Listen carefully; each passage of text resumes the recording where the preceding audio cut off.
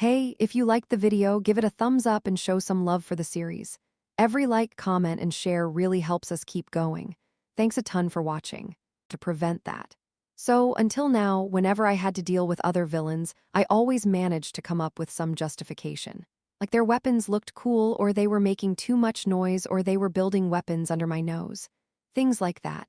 In this case, I could simply use the logic that he looks dangerous, so I am getting rid of him, just like when I dealt with Weapon Master last time. However, repeating the same reason twice in a row doesn't seem right. So I had no choice but to decide to vilify our Scream Maker. I am sorry, Scream Maker. But you're already a bad guy to begin with, so it's okay to put a little blame on you, right? Yeah, that's how I see it. Ladies and gentlemen, the reason I turned on the broadcast today is no other reason. It's because I've received a declaration of war. So, I solemnly made a bombshell statement just a few seconds after starting the broadcast. The chat window was flooded with question marks in response to my sudden announcement. With a very regretful expression, I put my hand on my forehead and continued. Yes, just another villain sent me a message. I was wondering what was it, but guess what? He didn't like me and said he was going to destroy me and ego stream. He's going to eliminate all of us someday, so wait for it. Wow, seriously. This guy is insane, messing with egoistic like that, hahaha. What is this, a new concept suicide declaration? Following Shine Tier, we have the second sacrifice, hahaha, of course, it's nonsense. Right now, Scream Maker is too busy with his own work so he won't notice anything. So I am accusing him as the guy who declared war on me from today. A top villain's fight is a cold one. Insulting and vilifying the opponent without hesitation is the way to become a true top villain. With shamelessness, I shouted towards the camera. He introduced himself as Scream Maker, but regardless, he threatened to destroy me, and I couldn't just sit still.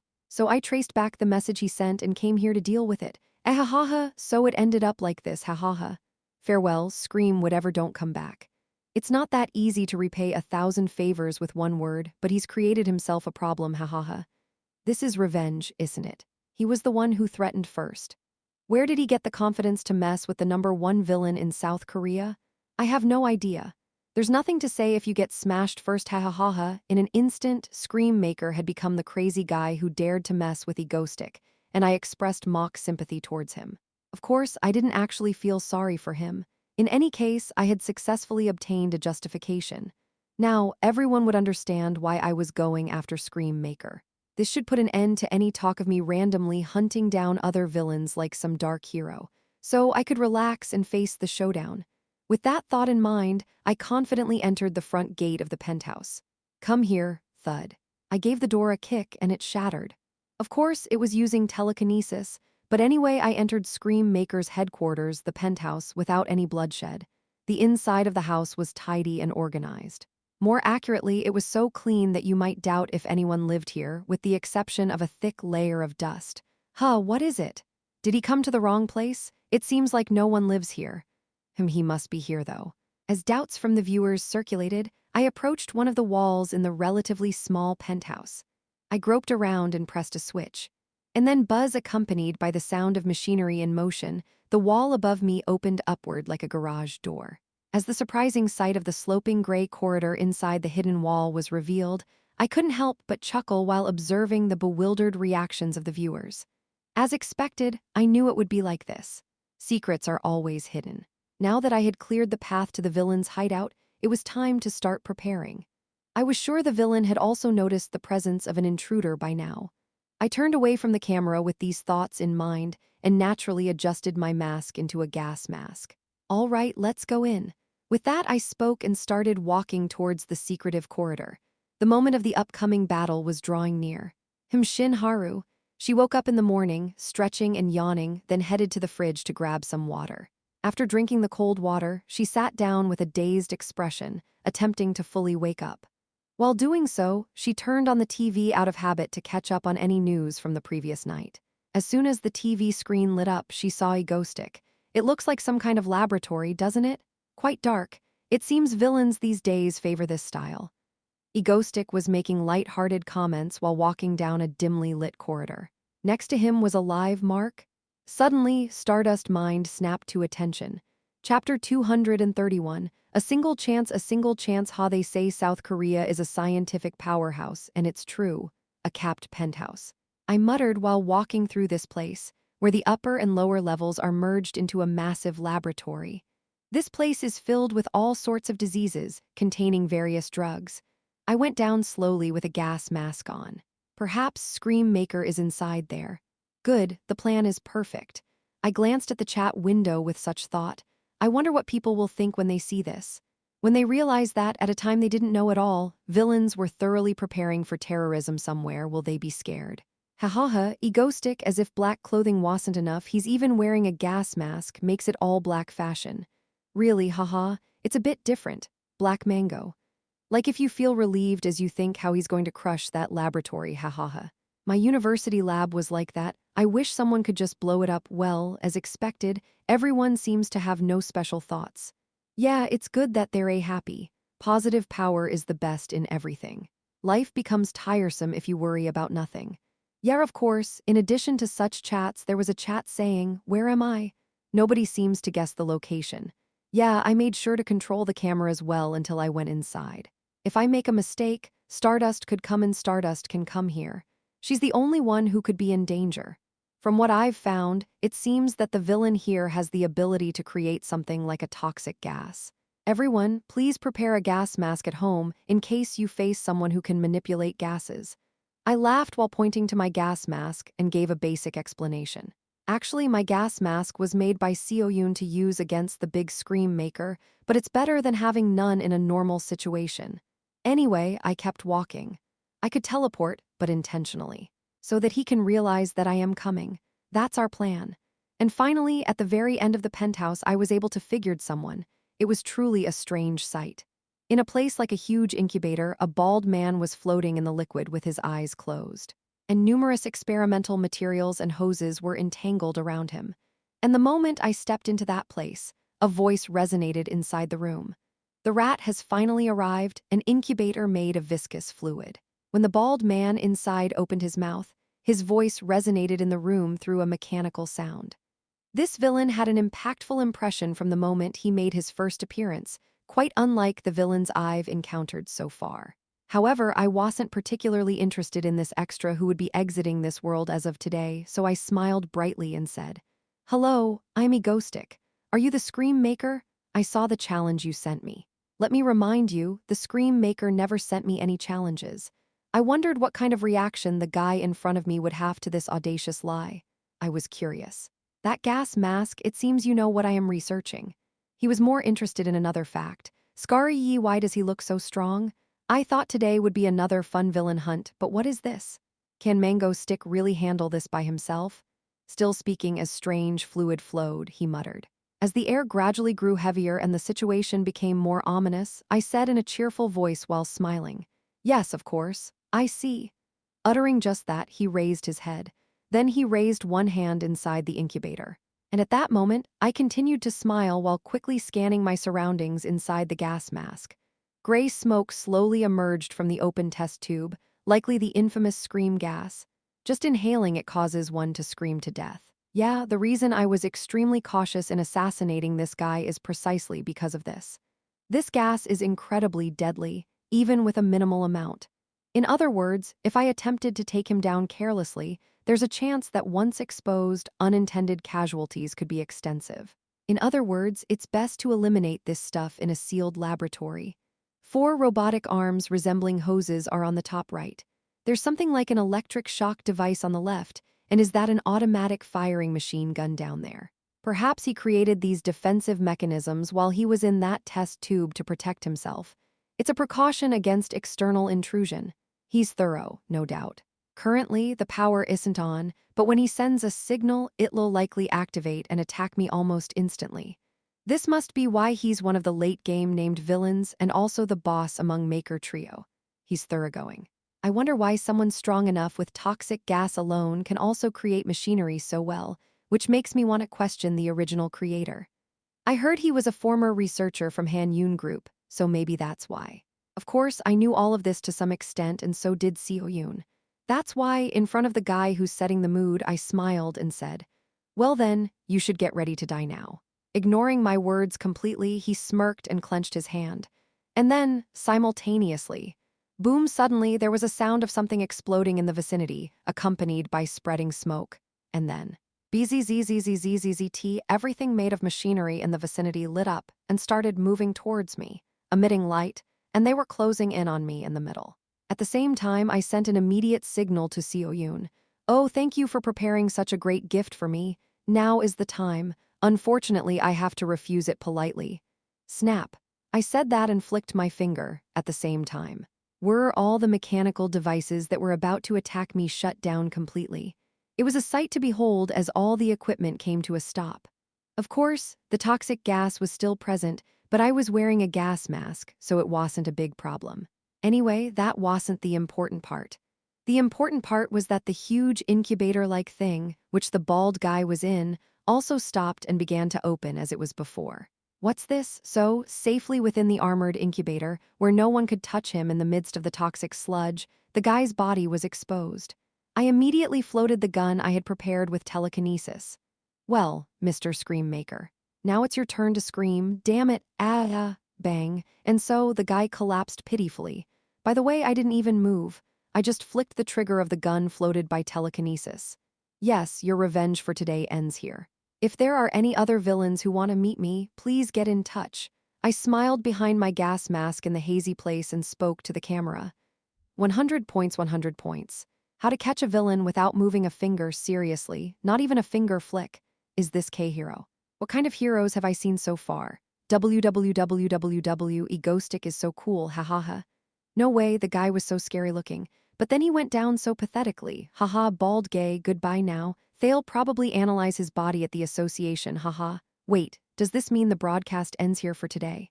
Yes. Then today's broadcast ends here. See you next time, possibly with more excitement. As I was about to end the broadcast after saying that, I paused for a moment and then looked at the camera again, giving a vague smile as I continued speaking. Oh, and it seems a bit dangerous here. Stardust, you should probably come alone. I'll provide you with the location separately. Well then, I'll really get going. Goodbye. I ended the broadcast just like that. Equipment is shut down. Phew. In the guy's underground lair, I manipulated his control panel as Seo-yoon had instructed, causing all of his toxic gases to be sucked back into their original containers. After all, we didn't want Stardust to breathe them in when she arrived at the scene. I used telekinesis to clear away the toxic sludge that had spilled out from the test tubes, and by now, quite some time had passed. Seriously, I managed to catch him after all, I muttered while looking at the spot where he had fallen. Honestly, it may have seemed like I caught him very easily, but it took dozens, if not hundreds, of simulations and research to finally catch him. He was a thorough one. I mean, there's no one who could be immune to toxins sleeping in this toxic sludge. He's truly insane. These days, villains seem to be science majors and their defense systems are quite solid. Seo-yoon had a hard time hacking them, but still, we managed to block them by exploiting the vulnerability the moment their systems were activated. Without leaving a single civilian casualty, we kept things safe. This should be enough. Certainly, he was a tough one, perhaps due to being from the later part of the original work, but the rest will be taken care of by our Ego Stream members. I had prepared to teleport in case he had any hidden defense systems or something, and I was nervous. Fortunately, there was nothing like that. The association will come to clean up the toxic gases he had stored. Even though the president is a bit eccentric, he's a thorough person, so he'll handle it well. Of course, Stardust has to finish his investigation before that. I've also left some post-its just in case, so there shouldn't be any problems. It's a bit funny, but still, it's better than Stardust getting hurt due to a mistake. Speaking of which, I need to leave a message for Stardust. It's become my tradition, after all. As I was about to write for you, Stardust, as usual and leave, I realized that I couldn't write it because the guy's body was contaminated with toxins.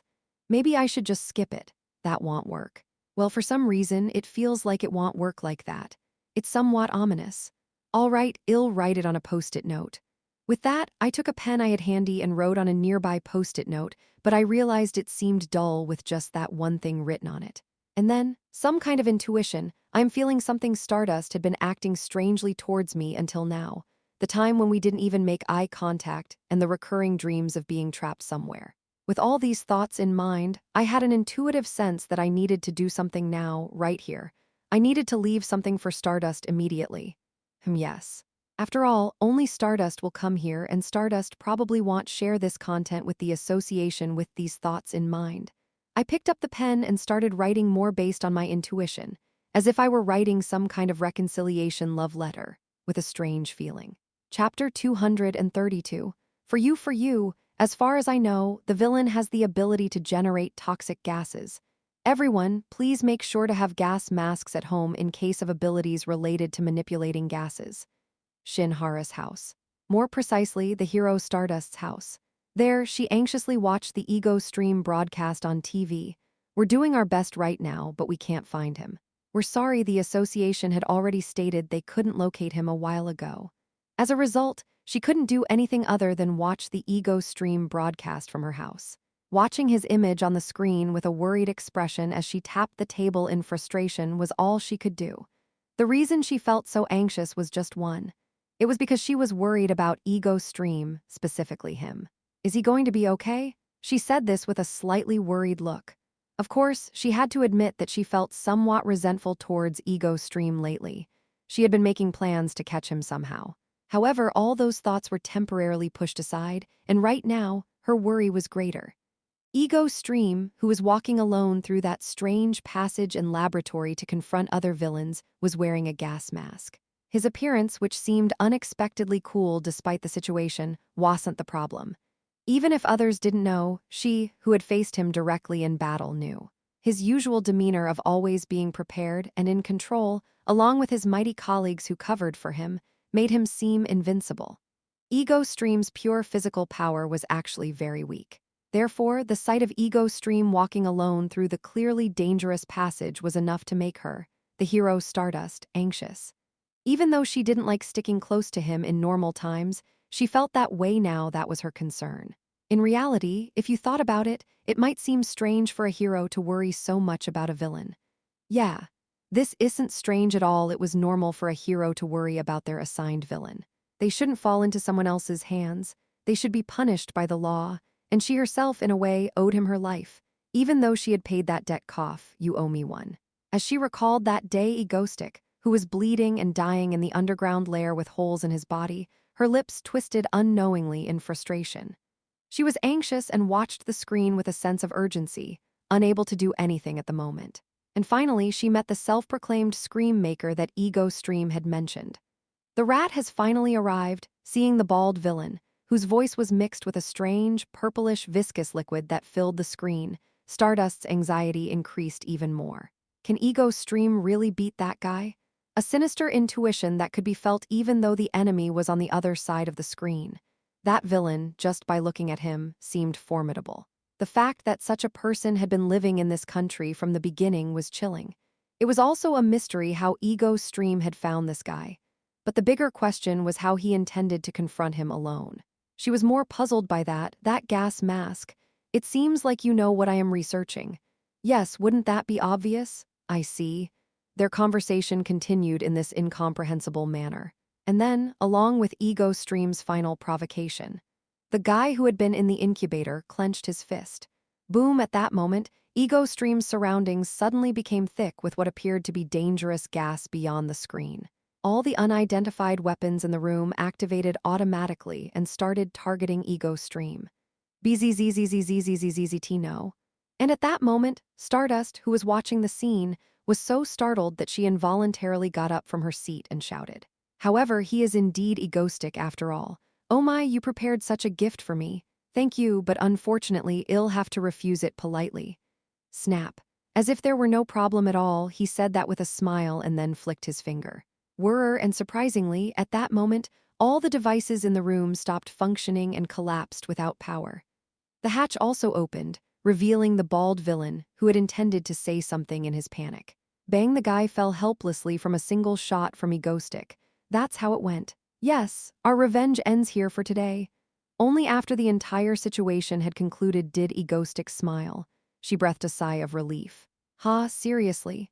Why is he making people worry like this? With her body relaxed and leaning back, she mumbled to herself. It was only until today that she had been adamant about Egostic being a bad guy, declaring she would capture him no matter what. But now she found herself blushing slightly when she realized how worried she had been about him. She muttered, well, I may have to catch him with my own hands. He could be in big trouble if he's caught, right?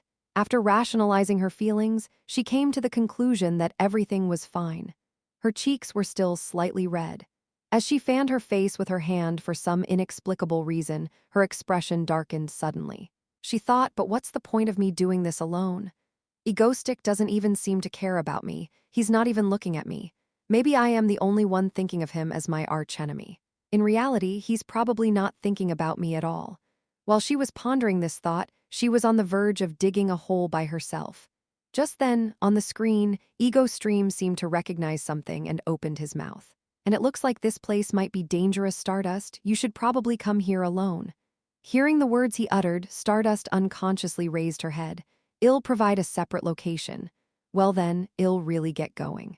Goodbye, and his broadcast went black, watching the screen go dark in silence. Stardust sat there staring at it blankly. Yeah, well, as expected, he only calls me when the job is done, sighing and grumbling to herself. However, unlike the last time, the fact that he mentioned her name. Today, Stardust seemed to be in the best mood she had been in for a while.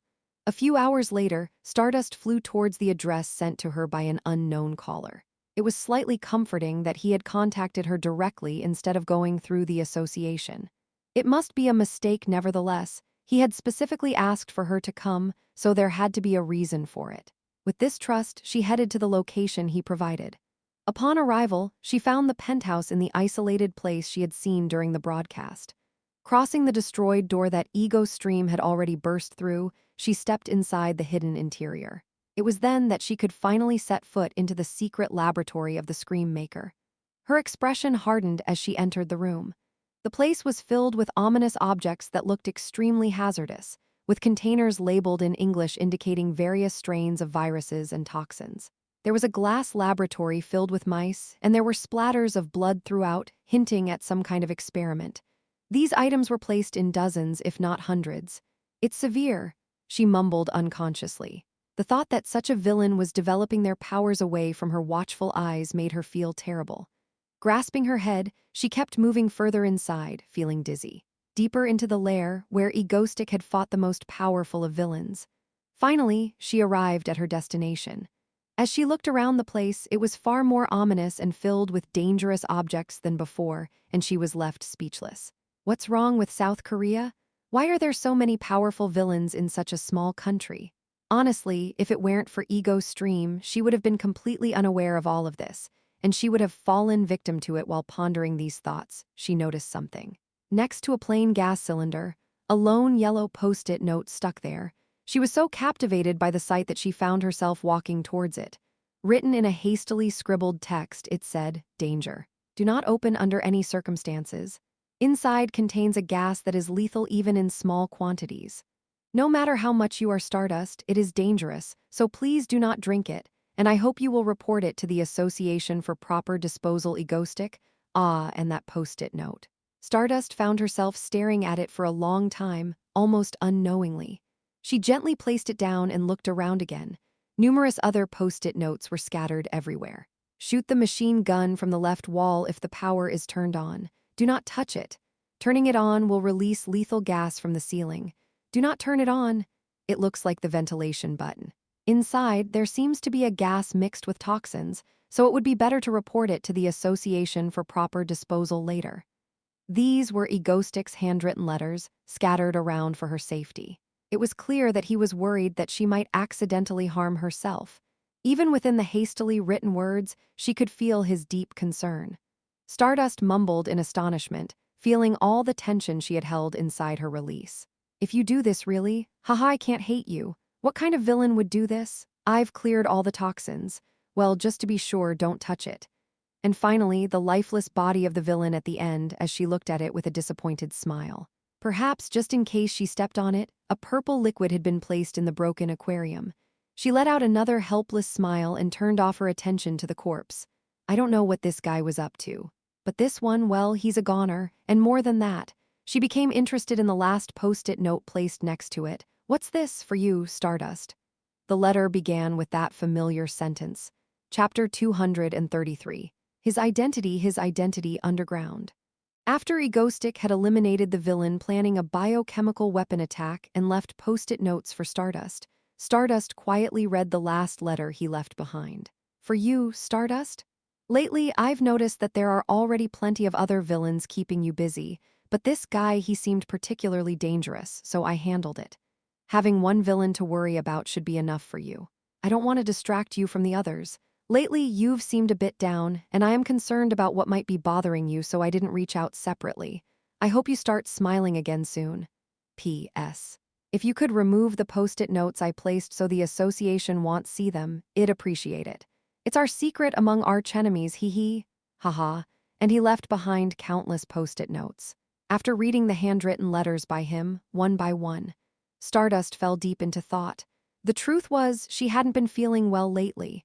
The reason was precisely since the day Egostick brought another female villain with him, and the day when Egostick had ignored her. It was the peak, to the extent that she had disregarded everything else and had only thought of capturing Egostick. Maybe he doesn't care about me anymore, she had occasionally felt down and had those thoughts. But all of those emotions after reading Egostick's countless post-it notes and his last letter, everything melted away in her heart.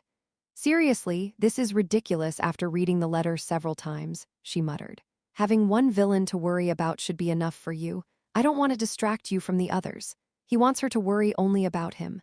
Lately, you've seemed a bit down, and I am concerned about what might be bothering you, so I didn't reach out separately. I hope you start smiling again soon, and that he hadn't contacted her separately last time because he thought she seemed down. For someone who saw this, it might look like she and him had a special relationship. Why write such things? And asking to remove all the post-it notes at the end, what's that about? A villain asking a hero for a favor, really. While grumbling like that, she found herself unconsciously trying to suppress a smile with the letter firmly in her hand. I should take those notes with me. Well, I can help him that much. Yeah. Stardust carefully cherished the post-it notes and the letter Egostick left, and Stardust's mood noticeably brightened since that day. Guys, seriously, I am fine, okay? What do you mean you're fine, Dylan? You need to rest a bit. After capturing Scream Maker and returning home, I was confined to one side of my house for recovery, starting that day with our healer, Hayul, constantly by my side. No, I just snapped my finger and shot a gun. No, you were exposed to hazardous air for a long time and experienced psychological stress. So obviously you have to take a break. Subin said so. Stress? Well, was there anything particularly stressful? Except for feeling a bit nervous anyway, I rested for a few days, reviewing this recent event. The plan to eliminate Scream Maker was a success. This moved us one step further away from catastrophe.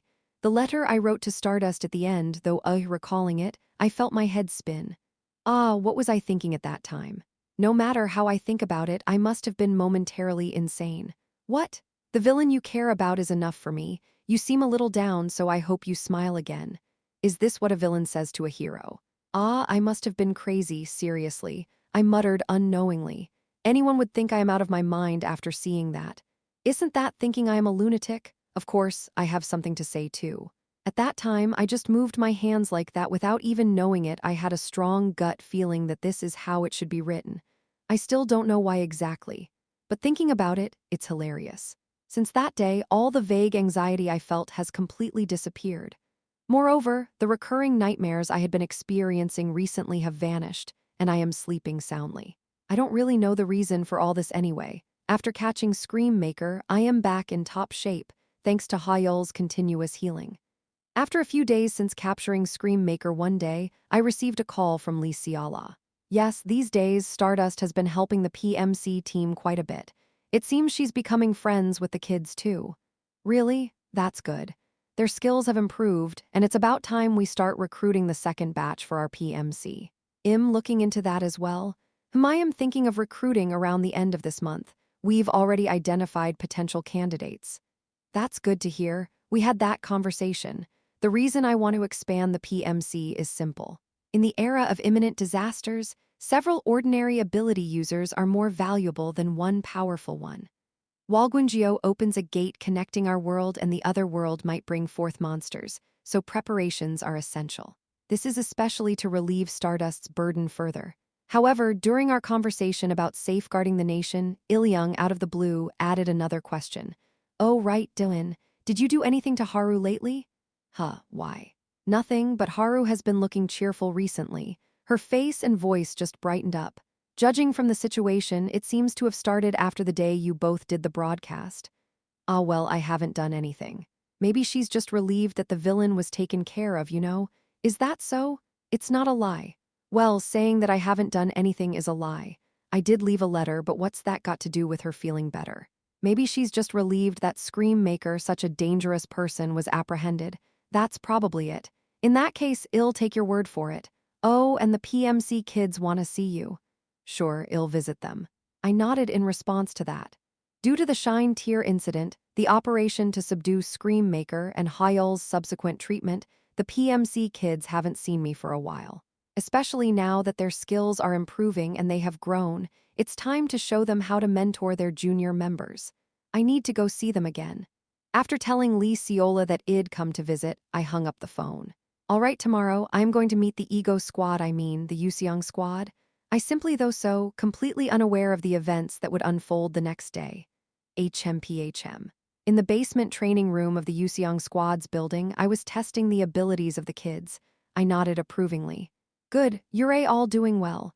Did training with Stardust help? Yes, she was super helpful. Responding to my question, our red, no, 3 Hio Dahi nodded enthusiastically. She then explained how Stardust assisted in capturing a B-ranked villain. I roughly knew the details. Stardust helped our PMC students by giving them practical training against lower-tier villains. The kids did well, and Stardust seemed satisfied with their performance. She even revealed her identity, Shin Haru, met them in private, and even bought them a meal. I can't believe that Haru, who doesn't trust people, easily did that. Are our kids that friendly? Anyway, I nodded satisfactorily at Hio Dahi's words. Number 2 Seo Ki-young, who was walking by my side, asked me quietly, Dylan, do you like Stardust? Oh, of course I do. If you're a Korean, you should like her, right? Oh, okay, that's why you should listen to Stardust and learn diligently. It's not an opportunity that comes by easily. HMPHM, we know. While she said that and pouted her lips, making it seem like she was looking down, our number 1 Hidahi leaned against the wall and posed as usual, and number 4 was half dozing. Was she?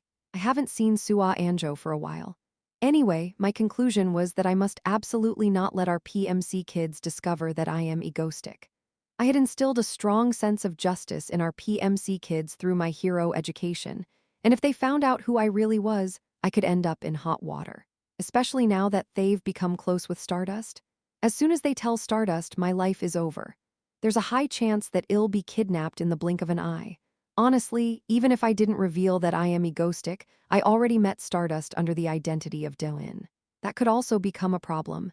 In any case, the conclusion was that I must never let our PMC kids find out that I am egoistic. I thought as much. But when I finished thinking, I realized that today, the kids seemed a bit unsettled for some reason. They kept glancing at me. What's going on? Then, at that moment, Teacher Doin. Number 1, who was leaning against the wall, stood upright as if he had made a big decision. And 4 children who look back at each other and nod their heads. What's going on? The time when I felt something ominous. As if he had made up his mind, number 1 asked me in an unshakable voice, Doin, you're egoistic, aren't you? And at that moment my brain, for a brief moment, stopped. Did I hear that wrong? Chapter 234, Faith Dylan, you're egoistic, aren't you? PMC. The organization I had established and brought together individuals with extraordinary abilities. The PMC members all gazed at me, and number 1 had a serious expression on their face as they spoke to me. As soon as I heard those words, without a change in my expression, I replied in an indifferent tone, what are you saying? Don't talk nonsense. Dylan, we all know before deciding to talk to you. And at that moment, it felt like time had almost come to a standstill as I began to turn my head in confusion. Gosh, how could they possibly know? I had made sure not to exhibit any behavior that might associate me with egoistic. I had never even shown them my primary abilities, teleportation, and telekinesis. But looking at their expressions now, it didn't seem like a casual accusation. They were speaking seriously and with a conviction that suggested they had already discussed this among themselves. I've been exposed, there's no other way to see it. I don't know how they found out, but now that it's out in the open, I need to come up with a plan. I was ready to teleport at a moment's notice and began considering all the emergency plans I had prepared, from plan A to E in just a few seconds. Countless plans vanished from my mind, and I finally made a decision. All right, this is how it has to be. Just as I was about to put my resolve into action, someone from PMC Seo Ki-young urgently shouted, "Wait, we don't care at all whether you're a egoistic or a hero." That's right. Then the superpower user with blue hair, Sansua, nodded her head beside her. "Whether Dylan is a villain or a hero, we don't care at all." Then, Lee Sejiam chimed in, "We've already decided to follow you, so would we betray you for such a trivial reason?" "That's correct." Hyo Dahi raised her hand and added, "We just want you to be honest with us. Whatever you do, we'll follow you." Listening to the words of my disciples that I had personally trained, I quietly thought to myself, when I consider it based on the intuition I've developed as a top-tier villain up until now, this doesn't seem like the sudden atmosphere where they would say, "Actually, we were just joking," and turn hostile. I even considered the possibility that this might be a coordinated move with Stardust to lull me into complacency to capture me. But yeah, I can think about that later. Regardless, I have a specialized escape ability, teleportation. After completing my strategic assessment, I let out a small sigh and promptly acknowledged the kids. "Okay, I am egoistic." In response to my shocking confession, the kids' reactions were as expected. Yes, we knew. Everyone nodded as if it were an obvious thing. Well, they seemed to accept it without any fuss. Nevertheless, they didn't appear hostile toward me. Whether I was a villain or a hero, our teacher-student bond remained strong. I am proud of my disciples. While I was lost in my thoughts, Seo Ki-young gave me a sly smile and said, "Well then, I guess that's settled. Now you need to explain everything to us." Looking around, there was some pressure coming in that everyone was smiling, but they wanted an explanation quickly. Uh-oh, I am screwed. I had lengthy conversations with the kids, and it became clear that they had no intention of betraying me, period. They didn't even consider it. They explained that they had received so much from me and their bond was strong. It was almost unnatural, considering that I had been diligently teaching them about heroism. Maybe my moral education wasn't as effective as I thought, or maybe they had grown fond of me in the process. One question I had was how they found out my true identity. I had taken numerous precautions to ensure it wouldn't be revealed. I had been avoiding any mention or reference to it, so how did they uncover the truth? When I asked that, number one was straightforward. "Dylan, you like Stardust, right?" "Yes, as a hero, but what does that have to do with anything? Because Egoistic also likes Stardust, it all started from there." No. One spoke as if it were the most obvious thing. I thought of counter-arguments, but I decided to let it go. "But seriously, can you determine someone's identity just from watching them on TV? Egoistic, the evil villain, is Stardust arch-nemesis. It's the only explanation that makes sense." Maybe they had a moment of confusion. Anyway, I listened carefully to what the kids had to say. After hours of conversation, I was confident that they had faith in me, turning crisis into an opportunity. I thought about integrating the PMC members into my ego squad. Well, I didn't plan to tell them much yet. Roughly speaking, I am acting as the villain Egoistic to save the world just this much. As expected, I was right. Number one nodded as if to say that they had known this all along. Well, I suppose they did know from the start. Why else would they have been following me? The reason I was being completely honest with them was simple. I wanted to make sure they understood their purpose.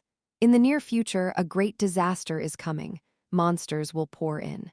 When that day comes, combining the strength of Stardust and the association won't be enough to cover the entire country. Many places will suffer, and the nation will be in chaos.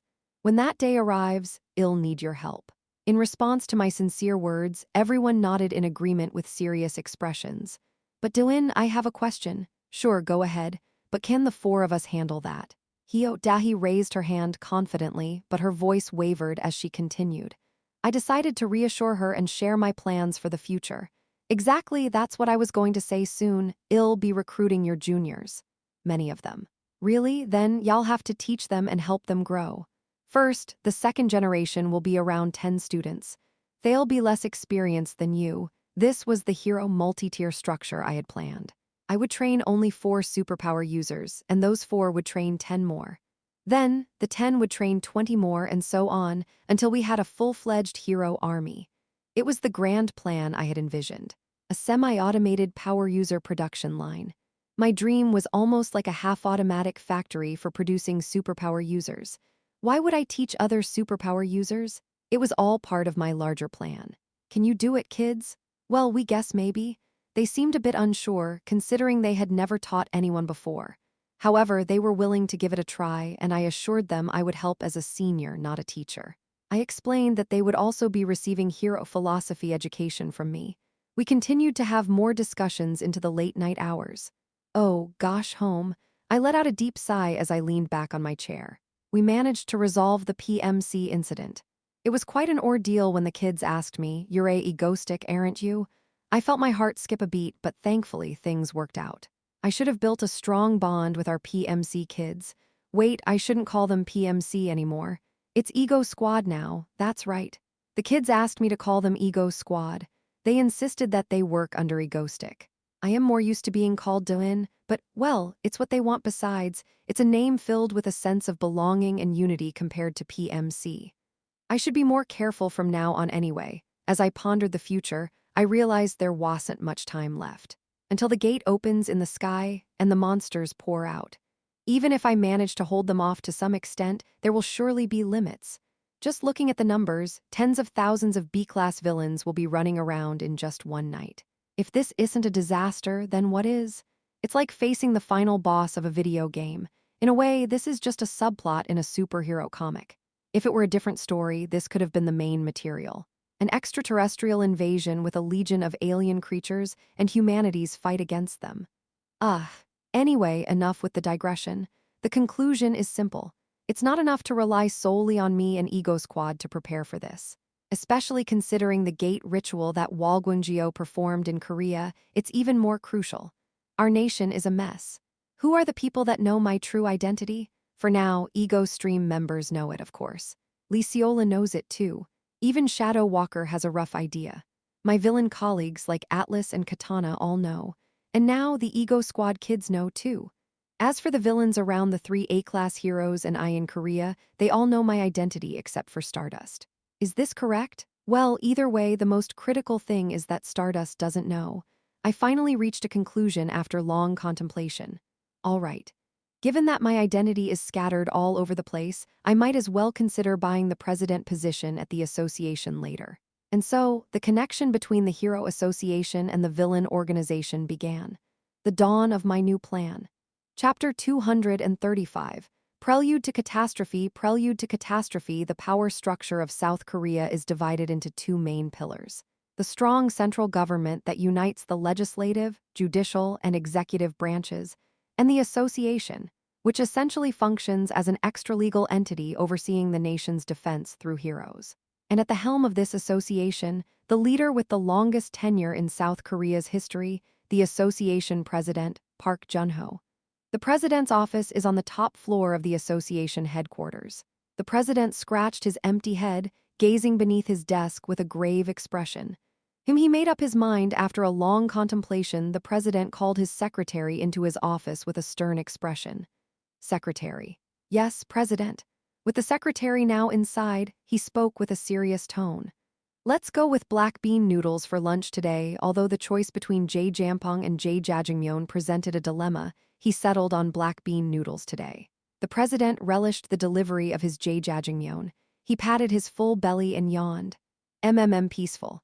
Honestly, South Korea wasn't particularly peaceful, but for the most part, there were no significant problems for him. When reports of Stardust tearing through the place started pouring in, it wasn't a massive issue since most of the witnesses vanished. Moreover, Egoistic, the villain, occasionally helped capture other villains, so things were relatively stable. Of course, the mere presence of villains could stir up the media, but these days, the media has toned down the excitement. Plus, with the former president, who used to bother him a lot, having retired after he launched a missile attack on Stardust, things were very tranquil.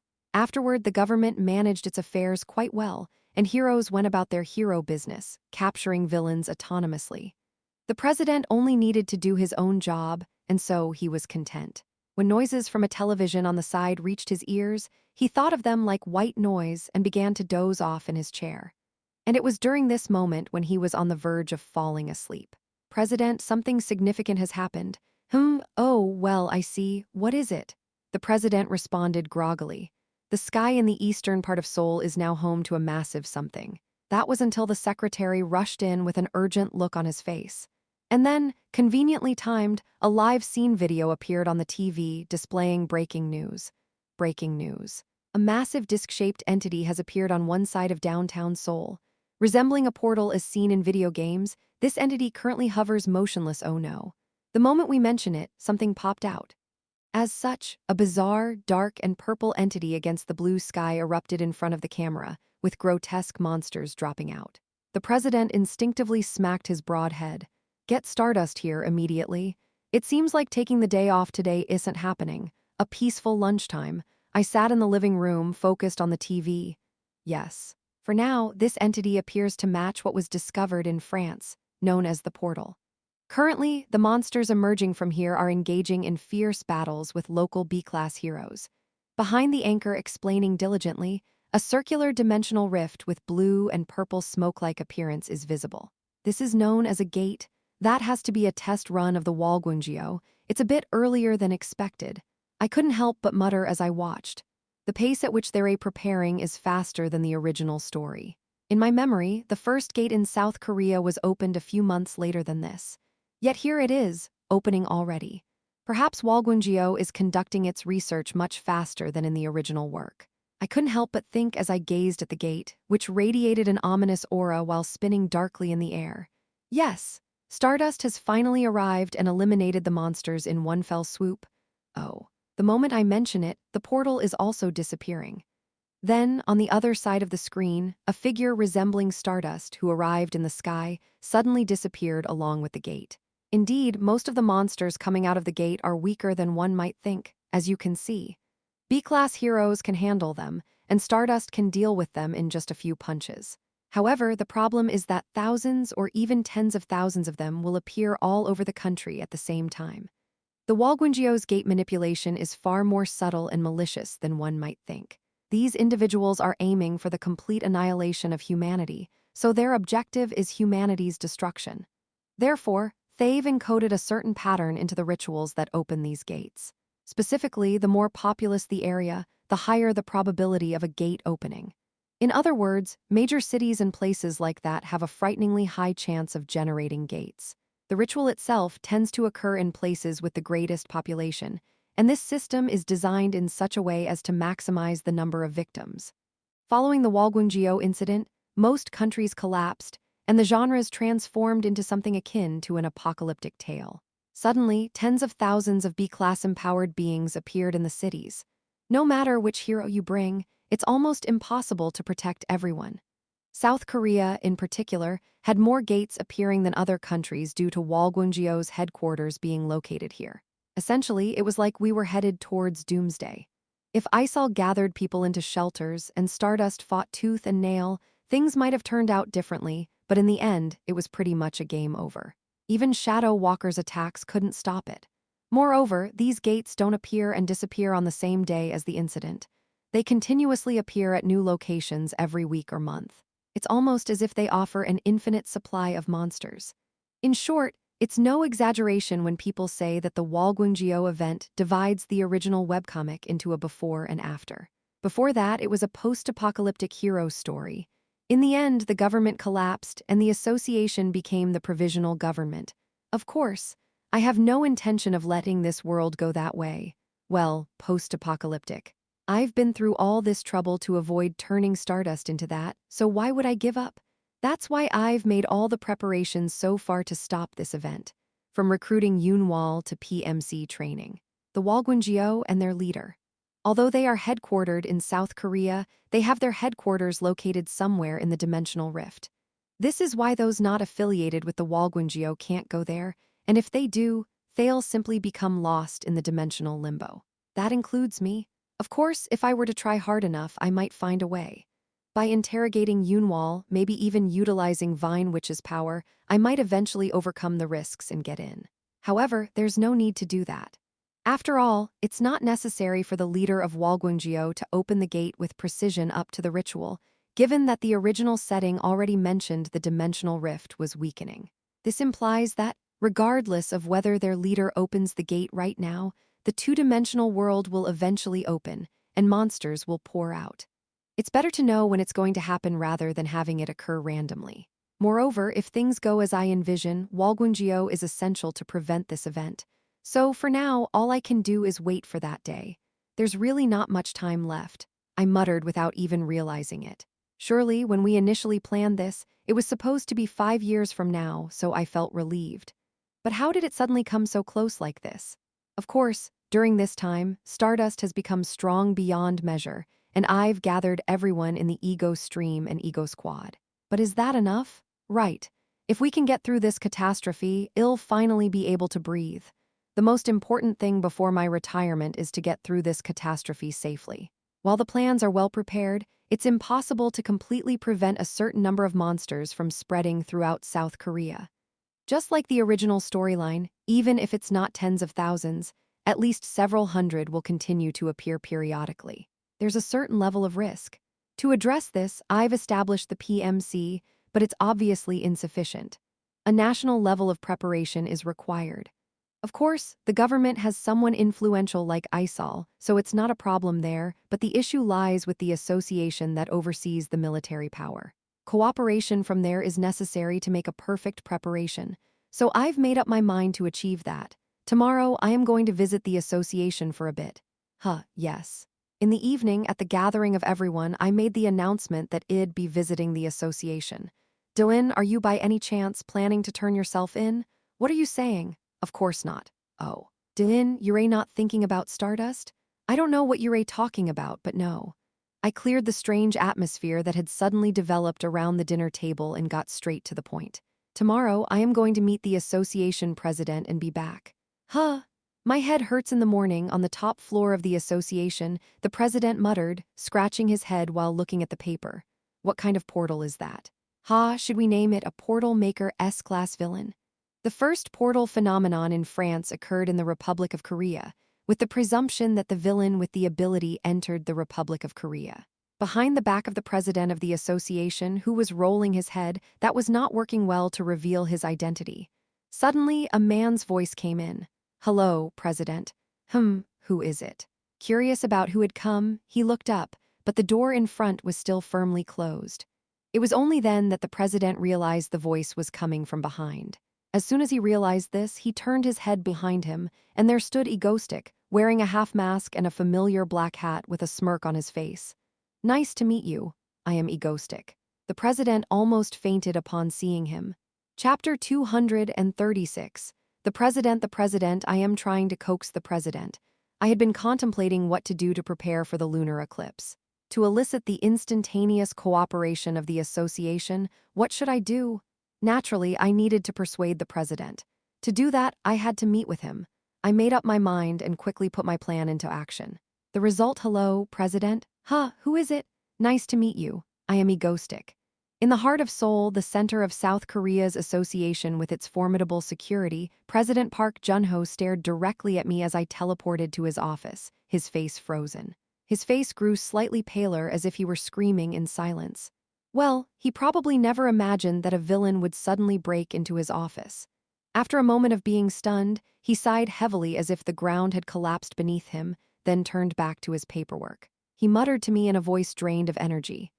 Yes, why have you come? You're not that surprised. Aren't you going to call the heroes or anything? As I smirked, walking towards the sofa, the president, who had been sitting at his desk, whispered with a weary voice that sounded like he had aged 10 years. So you saying you broke through the association's security, what can you possibly do now? Once I had successfully entered, it didn't matter what I could do anymore. I had already cut off all lines of communication. In other words, he had given up already. Well, that's the president for you, always quick in judgment and action. So why did you come here? Are you here to deal with me? No, why would I do that? I don't need to do anything to someone like the president, who is doing a great job. I sat down on the sofa in front, laughing, and said so. That's right, my primary goal was to persuade the president. To do that, I had to expose my weaknesses. That meant revealing my cards, so I did not come here to make an enemy out of you. If anything, we're on the same side. Let me be straightforward. I smiled for a moment, then returned to a serious expression and said, South Korea is in danger. And to prevent that, we need your help. He quietly listened to my words. I see. This is where it begins. Convincing the president to have complete trust in me, I need to unravel the story to do that. The power of persuasion comes from the narrative, so I needed to start from here. First, let me speak. First of all, I never really wanted to become a villain. The president frowned as if he didn't quite understand my words. Seeing his reaction, I slowly continued. After a serious conversation with the president. So you never really wanted to be a villain.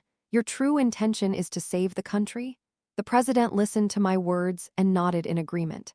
What I had said was that I initially wanted to protect the country, but I chose to act as a villain because there were certain advantages to being a villain. I engaged in acts of terror to strengthen Stardust, that's about it. Yes, I understand that you may not believe me. No, I believe you. Really? The president's immediate response caught me off guard. He responded with a natural expression. Even if you don't believe what you've said, it's still evident from your actions. Well, I might be wary of whether this is just a ruse for a grand scheme, but considering your actions so far, I have a general understanding. With a dignified expression, as though he knew everything from the beginning, he nodded his head. In response to his words, I felt somewhat dumbfounded. No, wait. Why is he believing in a villain so easily? If he's the president, shouldn't he be suspicious? What if he's trusting me only to be betrayed in the end? He's putting too much trust in me right from the start. If I deceive him after building up that trust, the situation could become uncontrollable. But then again, well, it's the president. He has always been like this. He quickly makes judgments without much thought and always acts according to those judgments. And it just so happened that he was usually right. That's how he ended up as the president. Nevertheless, believing in what I say isn't a bad thing. While I was thinking that, the president spoke to me with a weary voice. Well, for now, it doesn't matter whether you're a villain or not, egoistic. I am more interested in that major threat you mentioned. What's so important that you had to reveal your true identity to me? In response to his question, I decided to explain further. Do you know about the Walgwangio? Obviously, I am aware of it. Those guys have been causing trouble for a while now. They are trying to connect portals from other worlds to Earth, releasing monsters on our planet. I went on to provide more details, such as the quantity of these monsters, which would far exceed what our heroes could handle, and how the country would descend into chaos. So the Walgwangio is behind all this. I thought they went quiet because they were taking a break. But now they're planning something like this, turning the whole country into a territory for these monsters, he asked after hearing all of this. So, what should we do? First, we need to establish defense mechanisms, shelters, safe havens, and the like. Abilities can help build these in a few months. We also need firearms. Even if they're not highly effective, they can still be useful. I can send you more detailed information on other preparations later. All right, I see. I learned a lot in just one day. Frankly, it's a bit overwhelming, but I never expected that you carried out acts of terror for the sake of strengthening Stardust. Why did you carry out a terror attack when you had such a reason? The president admitted he was surprised by my reasons, but found it impressive. I subtly emphasized how my actions contributed to the safety of South Korea and the reputation of the Hero Association. Either way, if Stardust's power gets stronger, it will be better for South Korea's security, right? It's beneficial for the Hero Association as well. After all, the success of the association is linked to the success of the country. Haha, you're right. You seem to be quite informed after this conversation. The president, who enjoyed getting straight to the point, agreed with my reasoning. We continued to have a more in-depth discussion. But yes. Suddenly, with a serious expression, the president asked me a question, his demeanor slightly tense. So how do you know my real name? What do you mean? My real name is Park Makshun. I am certain there isn't a single person who knows it. I even deleted all the records. How do you know it? He asked me with a serious face, and I puzzled over what he meant by that. Then it suddenly hit me that I had revealed Park Makshun's name while joking around with him about being friends when I went to the hotel earlier. Oh, that? I just happened to find out. What? Why? Anyway, I think I should be going now. Sure, I understand. I began preparing to leave after conversing with the president for some time. I had prepared for various situations, thinking that persuading the president would be difficult, and now it was surprisingly easy. It was a bit perplexing, but ultimately it was a good outcome. As I was about to leave, the president asked me one last question. Wait, so is everything we've discussed confidential? Yes. Oh, yes. Please keep it a secret from the employees, of course, and never tell Stardust. Got it. Wait a moment. He nodded in response to my words, but then suddenly seemed to realize something and asked me. So, is it all right to tell other heroes besides Stardust? Whom was that okay? The president was always good at picking up on strange things, after all. Well, it might not matter since we all had to cooperate anyway. So I just told him directly. Oh yes, it's fine. Icicle already knows my true identity, and now that I think about it, Shadow Walker does too. In response to my words, he caressed his empty head and muttered with a sense of betrayal. Without my knowledge, all our heroes were already tangled up with the villains. Haha, all right, I'll be on my way. Okay, goodbye. Leaving behind the president, who seemed disoriented and was holding his head, I departed. We had decided to meet again later, and if our plans became more concrete by then, I could contact him. For now, we only discussed matters related to quickly preparing for the construction of shelters and relaxing PMC regulations. Listening to the president sigh about the numerous tasks ahead of us, I teleported away. Great, I succeeded in persuading the president. However, it felt a bit strange that lately Lee Seola, Shadow Walker, and now the president, all heroes who should be my adversaries, were starting to know my true identity and becoming my allies. Was this really all right? Well, after all, as long as Stardust continues to see me as an enemy, it doesn't matter what others think. That's right. I reassured myself with this thought in mind. Stardust would probably keep opposing me, and that was fine. And on that night for you, Stardust, having one villain to worry about should be enough for you. I don't want to distract you from the others. Lately, you've seemed a bit down, and I am concerned about what might be bothering you, so I didn't reach out separately. I hope you start smiling again soon. Hmm. Stardust lay on the bed at home, reading the letter written by Egostic over and over. Unconsciously, she kept curling the corners of her mouth. Chapter 237. Adult. After meeting with the president, I was lost in thought inside my home for a while. Things had actually worked out well. They had worked out quite well, but it left me with a somewhat uneasy feeling. The president believed my words without hesitation. So I was a bit taken aback, but anyway, if I considered the way the president had acted in the original work, it made sense. People are, well, somewhat straightforward still. He wasn't a bad person. After all, he had managed to hold onto his position as president for quite a long time, which meant he must have had some competence, even if he appeared incompetent at a glance. Anyway, whatever, he may not have completely believed me. Nevertheless, it seemed like he had understood the warning about the impending danger. That was good enough. The cooperation from the association was essential to prevent the Walguangjio incident.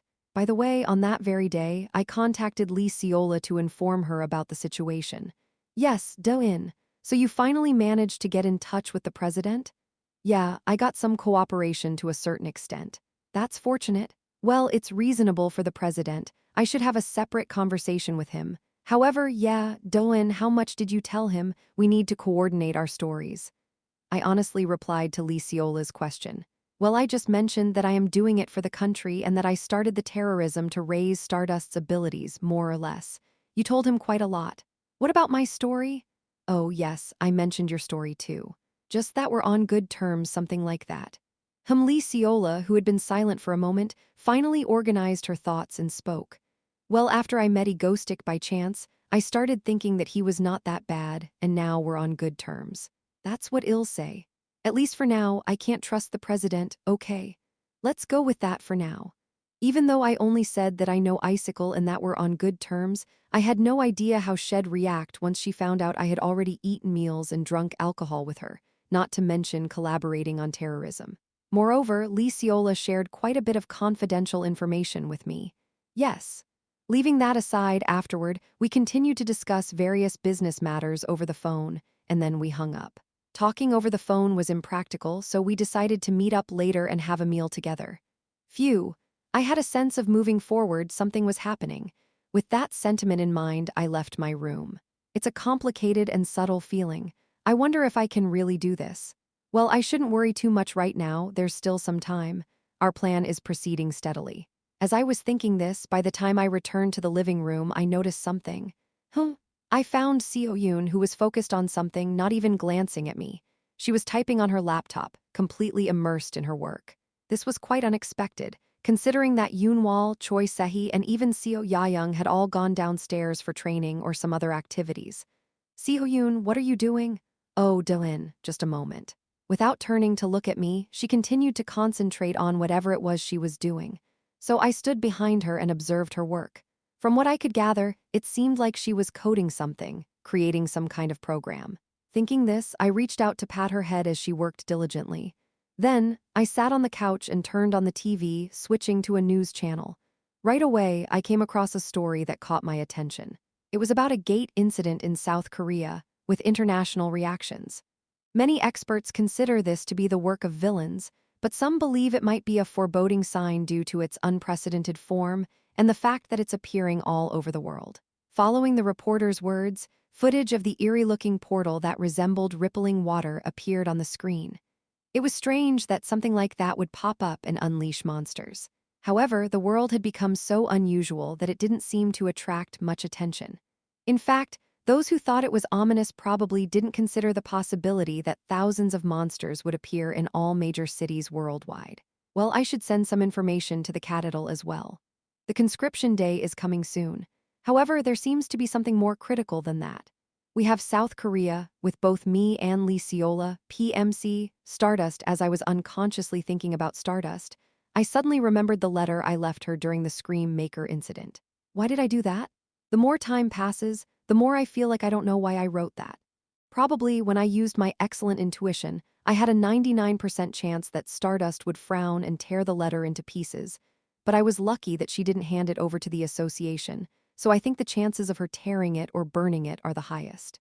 As I was watching TV and lost in my thoughts, Yoon suddenly exclaimed next to me, "And with this I am done, yes.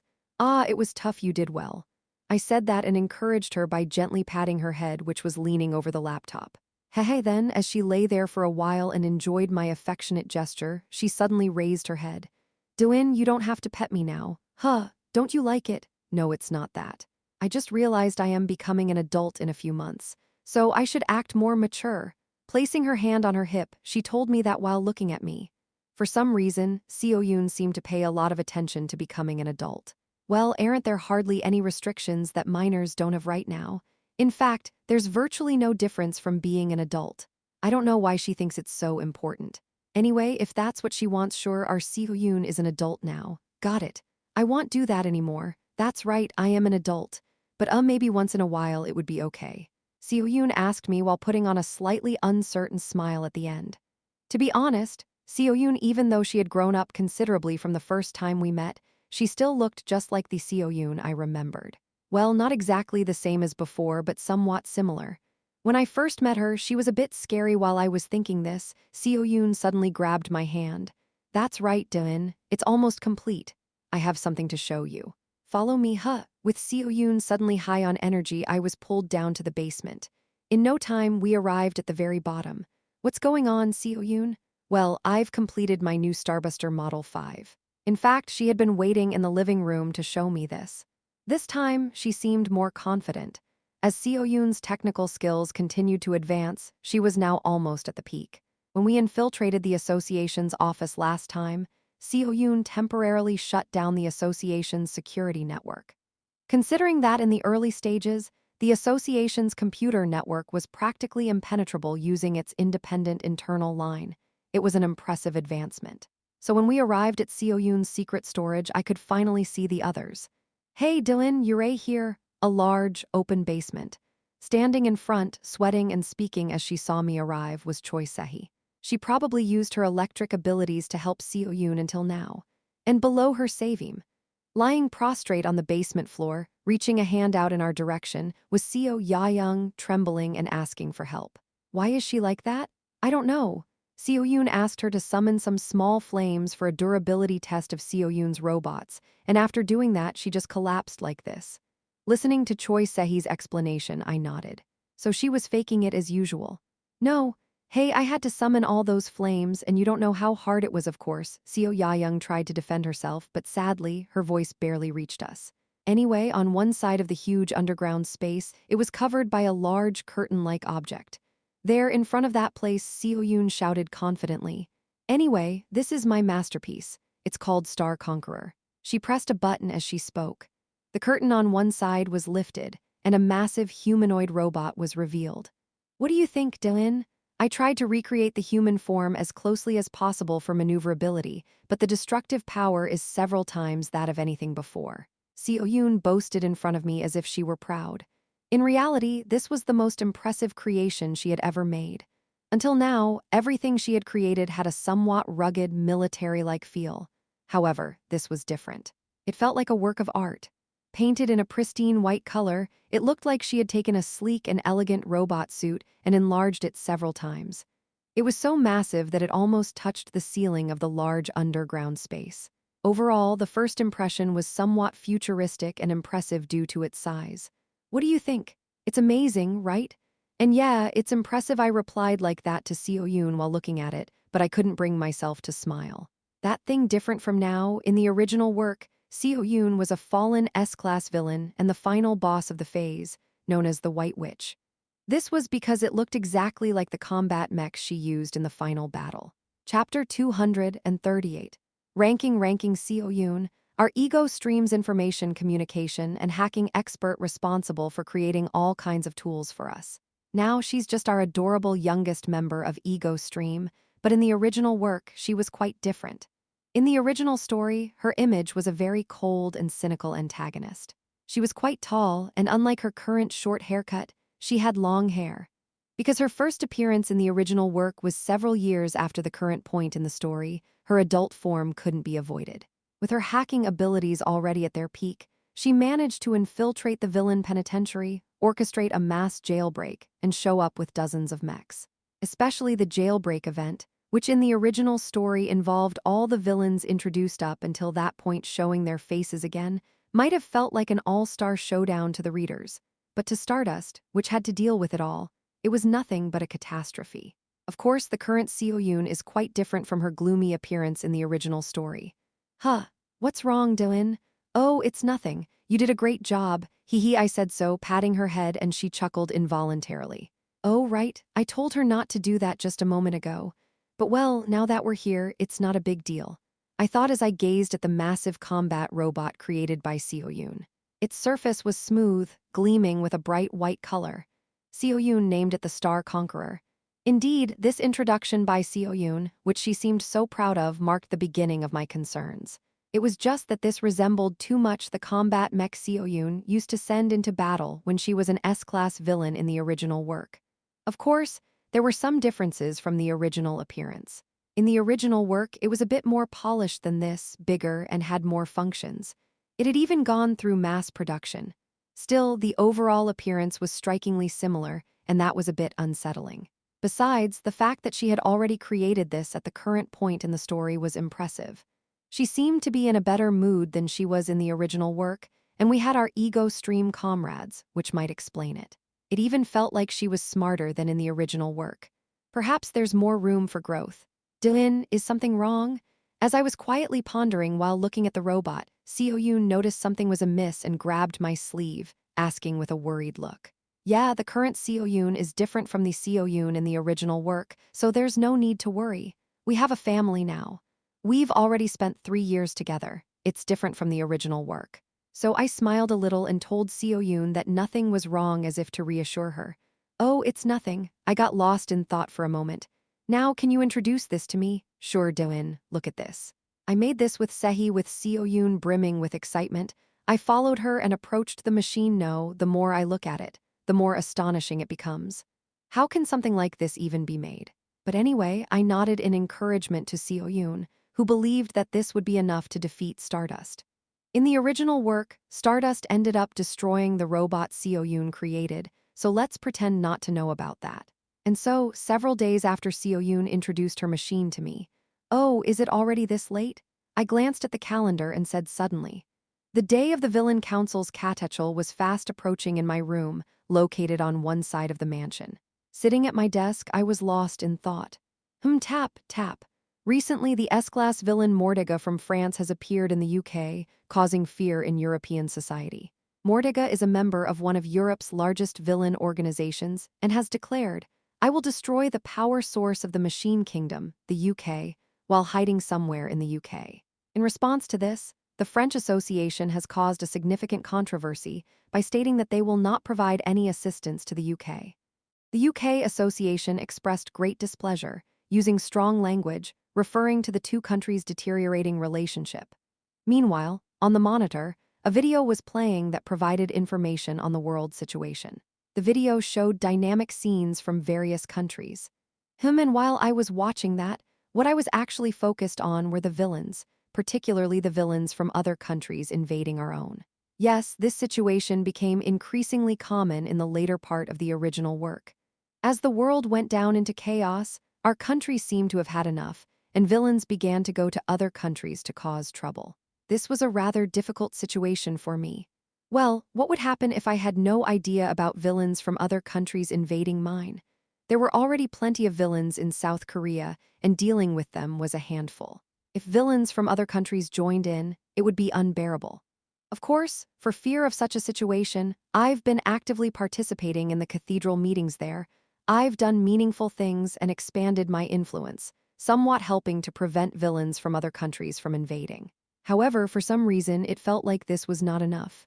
Tick-tock, tick-tock, I pressed the end of the pen while lost in thought. Yeah, if I consider the later parts of the story, it's not enough. Especially by that time, a genuine international threat finally emerges, and other countries start fighting each other. There will be accusations like, because of you, our country was ruined and wars may even break out. Fighting villains is already challenging, but heroes fighting against each other will lead to utter chaos. And what's even scarier is that our country is not exempt from this, especially after the incident with the Moonlight teacher. That's why I am currently thinking one thing.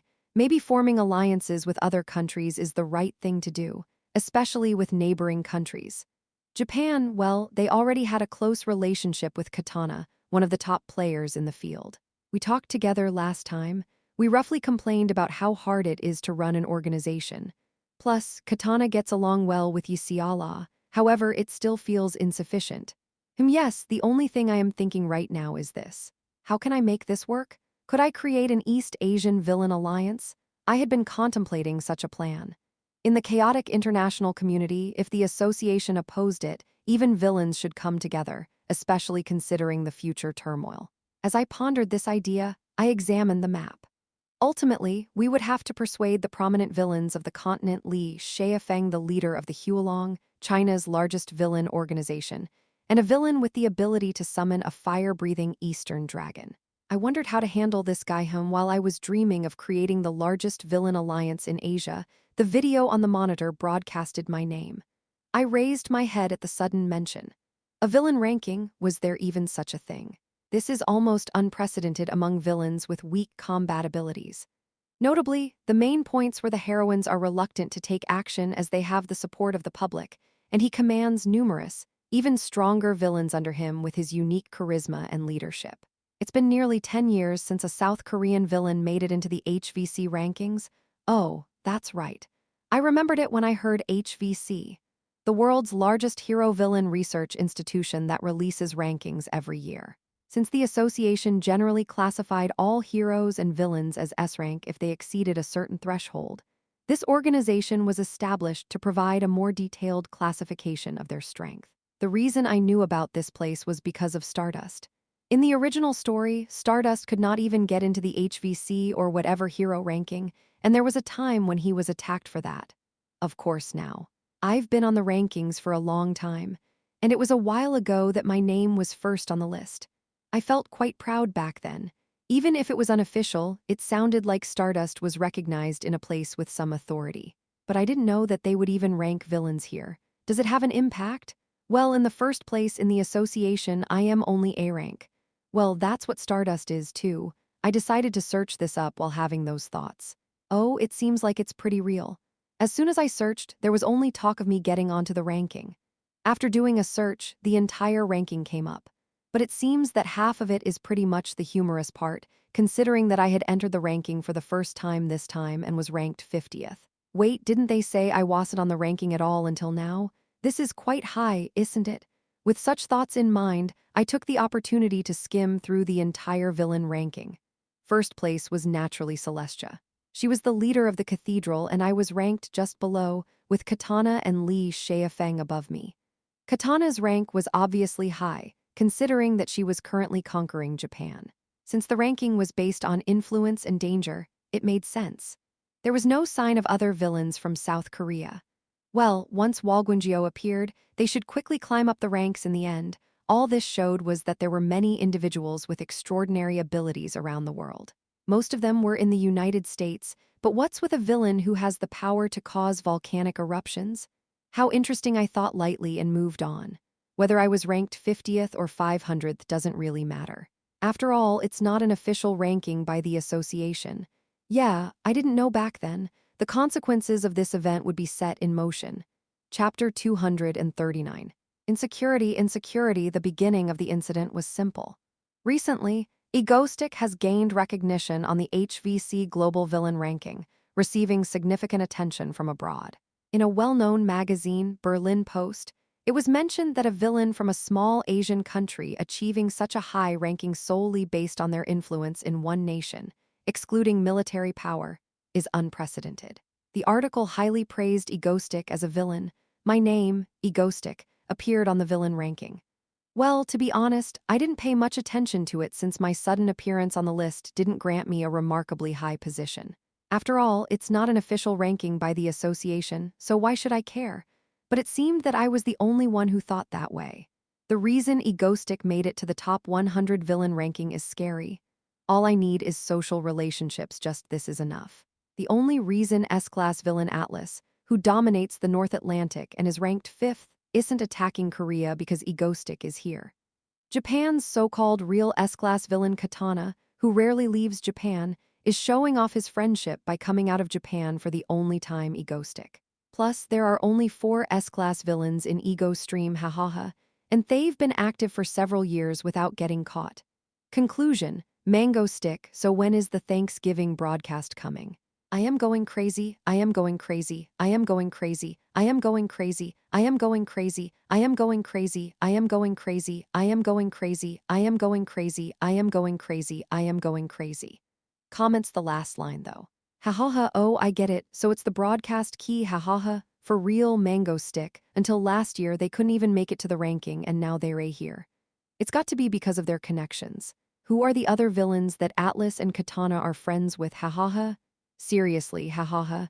Overseas villain enthusiasts are so curious about this. Who is Egostic, and why did make a pact with Atlas? They keep asking, hahaha. I feel my chest swell with pride. But does this ranking even matter? I thought they were doing something in the association, but it's unofficial, right? They have a kind of authority because of that institution. It seems like they rank them since the association doesn't do it, hahaha. We are living in the age of Mango. Fact: unofficial ranking or not, Egostic's official ranking in the association is just an A-class villain, not S-class. No, actually, if you look it up, he's still an A-class, hahaha. I'd think he'd be S-class, hahaha. All the subordinates in the top 50 rankings are S-class, so why A-class, hahaha? When you watch the news, even the reporters sometimes get confused and call them S-class, hahaha. Hundreds of these posts come up every day, mainly in the fan cafe. Si Ho-yoon, while showing me the list of posts, said, "Gosh, are they creating these speculations based on such trivial things? Maybe they have nothing else to talk about since I am not doing a broadcast.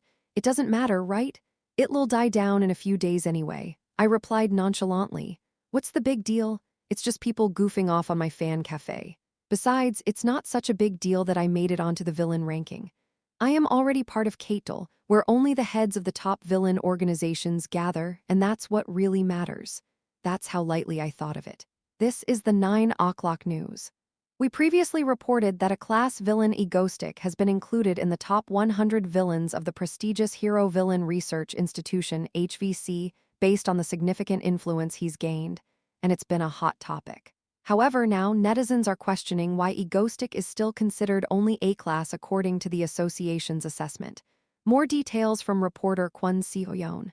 Hey, Delin, your name is on the news today. Well, that's a bit embarrassing.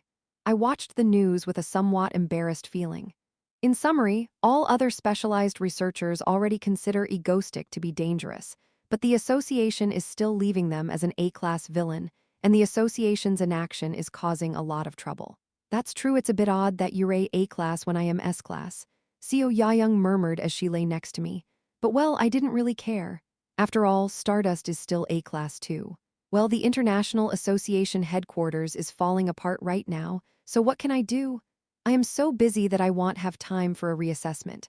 I replied while idly munching on a grape that Subin brought me. The International Association has been malfunctioning for a while. If it were working properly, the French and British associations wouldn't be growling at each other like they are now. The Central Association doesn't manage the branches properly. In the meantime, they wouldn't have time to deliberate the rankings of villains from a small country far away. Furthermore, the association's ranking doesn't carry much significance. Even if you look at the original work, it'll still be a long time before Stardust becomes S-class. So it'll naturally remain a class. It's better to stay in A-class. Going up to S-class only attracts unnecessary attention. Although I say this, I've already climbed to that ranking, so it's not meaningful. Still, nothing big will come out of it. I should prepare for the upcoming cathedral. I don't have time for such things. That's why I could respond nonchalantly. Well, don't worry. Who's going to care about that? Hero Stardust's home. Yes, it's quite unusual for Egoistic to be a class Stardust who had just returned home, turned on the TV, took off her coat, and watched Egoistic on the news. She blinked in surprise. Well, it's not the first time Egoistic has appeared on TV. It's probably nothing special. Despite thinking that, while discreetly removing her outdoor clothes in the living room, she glanced at the TV. If it's Egoistic, you can't say he's anything less than an S-class villain. Has there ever been a villain in South Korea with this level of influence? I think the headquarters of the association must be too busy now to review this. They should fix it quickly, or maybe pass the S-class promotion authority to each country's branches. What's going on now? Yes, expert Choi Di-hyun, you're right, but you seem to be too excited right now. Calm down for now. What do you mean calm down? They're claiming that Egoistic is an S-class hero for no reason. It's because the association isn't doing its job. I think Egoistic is better at his job in South Korea than the International Association. After changing into her indoor clothes, Stardust sat down and pondered the recent comments. So Egoistic's controversy is about being a class despite everything? It was kind of funny. The fact that Egoistic is still A-class. Even the dragon he rode on the last time got an immediate S-class rating, but the owner, Egoistic, has a lower rating. So, considering the controversy surrounding this issue, there is a possibility that the association will soon promote Egoistic to S-class. At that moment, she heard an expert's opinion on the news that Egoistic could be promoted. Well, that would be quite reasonable. She nodded her head without realizing it. Wait, suddenly, she realized that she was still A-class. Of course, her abilities were much stronger than many S-class heroes, but officially, she remained in the A-class. So if Egoistic was promoted while she remained a class, would she be in a situation where only Egoistic was S-class? She tossed and turned in her seat unconsciously. Of course, the association's rating system is stricter for heroes. Usually, A-class heroes are seen as capable of dealing with S-class villains, while S-class heroes are expected to handle dozens of S-class villains at once. Nevertheless, she couldn't shake the feeling that she and Egoistic being in different classes was a bit strange. A-class hero Stardust. How do you do? I am the S-class villain Egoistic. Haha. It's so boring to face the A-class hero Stardust. Oh, sorry, I yawned. I think I'll have to target heroes of a higher class in the future. Hehehe. For some reason, she could feel Egoistic mocking her and searching for another hero. Of course, he wouldn't really do that. Stardust found herself grumbling for no reason with that uneasy feeling. She had been a hero for several years, and this was the first time she found herself caring about her association's rank. Why am I acting like this? Right, Egoistic wouldn't do that. What does the rank matter? She was still his arch-nemesis. With that thought in mind, she took Egoistic's cloak hanging on the wall and the letters from Egoistic stored deep in a drawer, preserving them as evidence and for protection against damage. She sighed and took a towel to the bathroom. Yeah, she was just tired of dealing with another villain today. She quickly showered and decided to go to bed early, so Stardust, after her shower, laid down in bed early. And that night, she had a dream of Egoistic abandoning her and facing some other woman who was an S-class hero. She tossed and turned in her sleep. When she woke up, she had tears in her eyes, but it must have been due to her mood. Yeah, chapter 240. The sea quality terror. What I'm always pondering is how to effectively stimulate her growth when I carry out terror attacks against Stardust. It was Seo Yoon's underground facility, a place that had been idle for a while. Standing alone in the meeting room, which was primarily used for planning terror operations, I quietly gazed at the massive screen affixed to one side of the wall. Filling the entire wall was a huge map, and on it, the faces of various villains were marked like icons. The locations of the S-class villains I've uncovered up to now. Given that we're now reaching the chaotic latter half of the original storyline, with many villains emerging one after another, I've marked only the ones I've managed to find so far. My role is to decide who among them I should leave alone and who I should eliminate instead of Stardust. Even though it'll be a while before they start their activities, I believe it's better to prepare in advance. Time may become scarce later and I might not be here. Shall we take a look? I muttered to myself while clicking the pointer. Most of the villains can be easily dealt with by Stardust, but some of them are difficult even for her. They're either overwhelmingly strong, like someone who's just too powerful, or someone like a scream maker who appears once and slaughters hundreds. If I don't take care of these types, there's no other way. Since Stardust is the only one, I have to handle this. It's the same for this country if it goes completely haywire. In the story, how many times has Seoul been destroyed or collapsed? Still, the thought that my actions might be responsible for Stardust getting a good night's sleep every night empowers me. People probably don't realize. They probably don't know that if I hadn't intervened behind the scenes, the number of deaths this month would be several times higher. No matter how I think about it, I feel like it's a miracle that the country was preserved in the original work. Right. I'll stop these stray thoughts. I started my analysis in earnest. Who to eliminate, whether I should turn off broadcasts for this guy when eliminating him, or whether Stardust can handle him, and so on. Especially considering some of these guys in the original work were like idiots, causing terror at night and then getting torn to shreds by Shadow Walker. I need to consider the possibility that these guys could carry out terror during the day due to a butterfly effect. I earnestly examined my memories of the original work and the data. Before I knew it, some time had passed. I leaned on the desk in the meeting room, silently gazing at the conclusion I had come up with. X's were marked on the icons of almost all the villains on the map. When did these guys get so powerful? I scratched my head. Well, I have my reasons, too. As I imagine these guys fighting with Stardust, I can't help but remember their appearances in the original work, and my cold sweat starts to flow. Thinking of Stardust tumbling on the ground in any case, I feel like some of them should be excluded. Apart from when I decide to eliminate them if I kill all these guys, who will Stardust have to deal with? Oh, of course, there's a solution. I could carry out terror attacks in their place. But this isn't as easy as it sounds. I pondered for a moment, rolling my pen. My purpose for carrying out terror is multifaceted. One is to make my presence known, both in South Korea and worldwide, to remind everyone that I am a villain, and to showcase my abilities. Most importantly, another one is to help Stardust grow. That's right, when I carry out terror, I want to give Stardust, wearing the red hood, the opportunity to grow. To do that, the best way is to bring in other powerful ability users to engage in fights, specifically focusing on those from whom Stardust can learn something during a month or so. It's about time for me to carry out a new terror operation. But more importantly, Cartel is right around the corner. Oops, I need to think about my strategy for the East Asian Villains Alliance. Too, as I was lost in thought, the door to the meeting room was gently knocked. Knock, knock, then it opened and Yunwal's head peeked in. Doin Subin said that dinner is ready, so come and eat with us. Oh, really? Is it already time? I muttered, looking at the time. It's already nighttime. Strangely, time flies by when you're busy.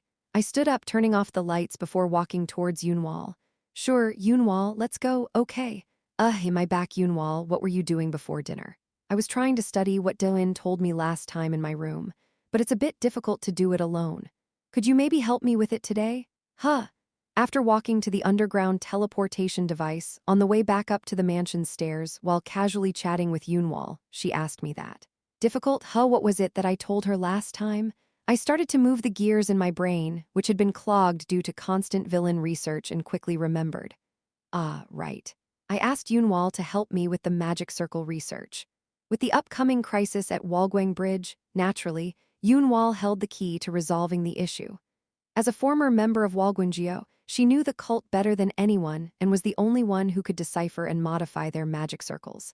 So I was slowly introducing her to advanced magic circle research, combining my original knowledge with what the Vine Witch had taught. I should start having some serious conversations with Yunwal soon. Well, for now, it's commendable that Yunwal is working so hard to study, so I should definitely help. So when I raised my gaze, I couldn't bring myself to ignore Yunwal's pleading eyes. Sure, after dinner, I'll help as much as I can. I can at least contemplate and assist with the knowledge from the original work. Upon hearing this, Yunwal smiled and expressed her gratitude. All right, Yunwal's bright smile is all I need. There are still a few things left to do, like figuring out how to manipulate the Chinese villains, but I can handle that tomorrow. With those thoughts in mind, I finally reached the kitchen. After having dinner with everyone, I followed Yunwal to her room and spent time researching together. Just so you know, I pulled an all-nighter to catch up on the work I missed that night. Anyway, time passed quickly, and before I knew it, the day was upon us. It was time to attend the regular villain meeting. And Doan, you haven't forgotten, right? Yes, Katana. Yes. See you then? Before heading to the meeting, I went to meet Katana. We had promised to meet when attending the cathedral next time. More precisely, we had arranged to meet Atlas, who had strongly requested our presence this time. And now Doan, yes, I think we've arrived. Oh yes, we've arrived. Lost in thought about today's events, I had been gazing out into the sea outside the submarine. However, Katana's words snapped me out of it. All right, let's get off. Sure. So we've got the submarine Atlas prepared for us, the very mysterious-looking crystal-colored clam-like figure set foot in Lattice City on something. Atlas invited me and Katana together to come and visit him. I couldn't help but be amazed at how Atlas had prepared everything. As we emerged, there was no water in the city itself, and we entered the city's interior. Wow, haha, it's fascinating, isn't it? I was amazed when I first came here, too. I looked around, expressing my admiration to Katana. Lattice City was the headquarters of Atlas Organization, the Lattice Guild, and it was a city established at the bottom of the sea, truly an impressive city of ocean dwellers. Even Katana, who was usually emotionless and reserved, was impressed by the city's grandeur. It was situated in a transparent dome in the clear blue sea. Looking up, the sea could be seen as if it were morning, it was so bright. You could hardly believe it was the deep sea. This surreal underwater landscape was surrounded by white buildings, adorned with swaying seaweed, turtles, and colorful tropical fish, and was nothing short of a fantastic view. It's supposed to be the deep sea, but I don't really know how there are turtles and colorful tropical fish. I just let it go. It must be Atlas preference. However, as I looked at the city, which had now become familiar to me after a few visits, Katana gazed at it with a sense of wonder. It's worth noting that, apart from the cathedral, this was the first time she had left Japan, which made her all the more impressed with the city. After all, the last time she had traveled abroad was when she followed me to Korea. Accompanied by Atlas' faithful subordinate, the fish human whose face resembled that of a fish, Katana looked at the city with curiosity, unlike me, who had become accustomed to it. We made our way to the central temple where Atlas awaited us, and the fish human acted as our guide. Upon our arrival at the central temple, greetings, my friends. Atlas, who had risen from his throne, welcomed us warmly with a hearty laugh. Oh, hello, it was his daughter, Ariel, with her long blue hair and slightly flushed cheeks. She looked a bit shy, and she was with Atlas. Chapter 241. Ariel, a city deep under the sea, Laddie's city. There was a white temple in the center. We had a meeting there where the head of Laddie's, Atlas, was living. It's been a while since I've seen your face, Egostic. And this must be Katana? Yes, hello, all right, speak comfortably. Oh, and this is our daughter, Ariel. You and Katana haven't met before, right? Let's exchange greetings. Katana, this is Ariel. Ariel, this is Katana. Hello. Yes, hello. Katana reached out her hand to Ariel in a formal and static tone, and in response, Ariel also offered her hand to shake her hands with slightly blushing cheeks. Atlas chuckled again and spoke after their greetings. All right, now that we've exchanged greetings, follow me. There's still plenty of time until the cathedral starts. As Atlas was about to lead us to the guest reception room, Ariel, his daughter who had been quietly standing behind him, called him in a slightly anxious voice. Oh, Dad, Atlas finally turned his head to look in her direction. Yes, my dear. Only then did he turn his head and notice her. Ariel gestured toward her father with urgency, then glanced in my direction. Finally, he chuckled and said as if remembering something. Oh, right, then Atlas spoke to me. Egostic, since there's still some time, I'll give Katana a tour around the temple. How about you take a stroll around this area with my daughter while we do that? He turned to me and said so. When I looked in Ariel's direction upon hearing his words, she blushed a bit more.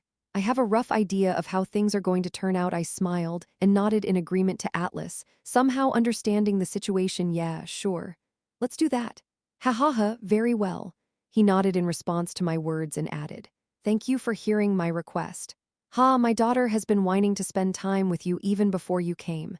If you didn't go with it, I can't imagine how much she would have complained, ah, Dad? Oops, I better get going. Katana, come this way." He avoided Ariel's eyes, who called out to her father with a red face and clenched fists, then gave me a mischievous smile and swiftly disappeared with Katana. So Ariel and I were the only ones left in the empty center. It seemed she was embarrassed to show herself in such a state as she held her face and bowed her head with a face that seemed about to burst with redness. I gave her a gentle smile and spoke in the softest voice I could manage. "Ariel, would you show me around?" Sure, she blushed and nodded her head. And so Ariel and I began to walk together after a long while. Ariel. She had clear, sea-blue hair and sparkling, jewel-like sky-blue eyes.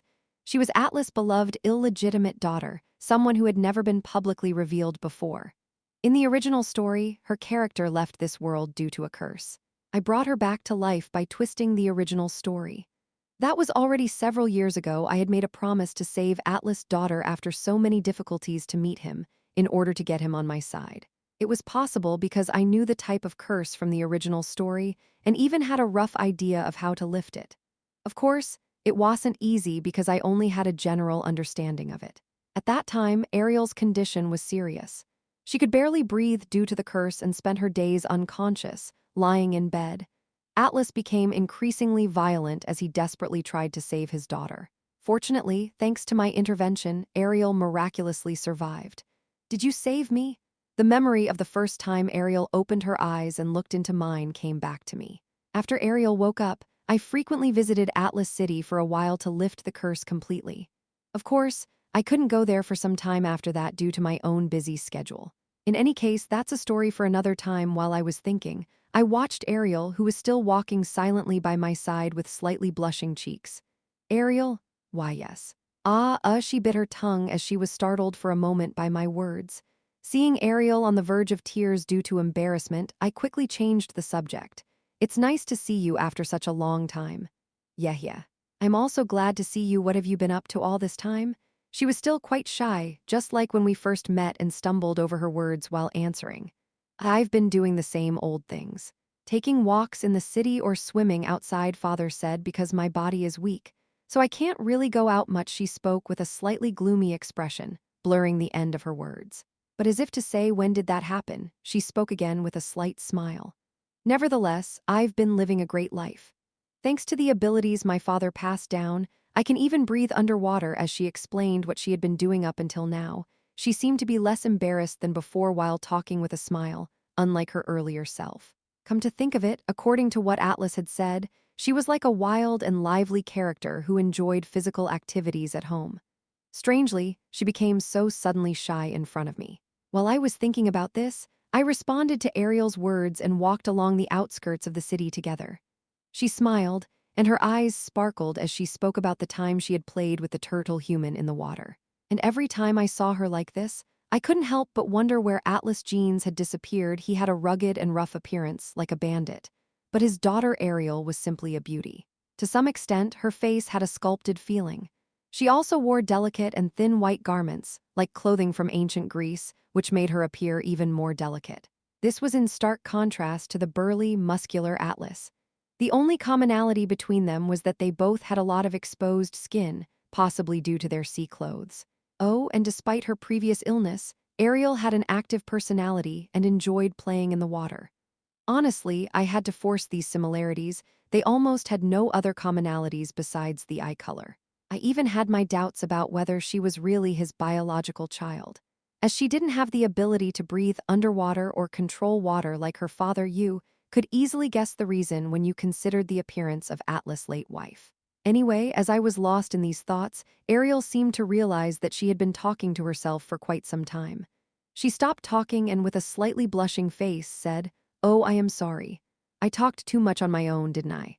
"Haha, no, not at all. I enjoyed listening." What have you been up to, egoistic?" "Oh, me? Terrorizing, killing other villains, planning to grow stardust." I was pondering what to say when Ariel nodded as if she already knew and said, "I actually watched your broadcasts. Ego stream, right? You're active there, causing terror just like our father." Yeah, I answered, scratching my cheek and momentarily flustered. Right, Atlas had told me that his daughter had been searching for information about me. That makes sense. I felt a bit embarrassed and self-conscious about my somewhat questionable private life.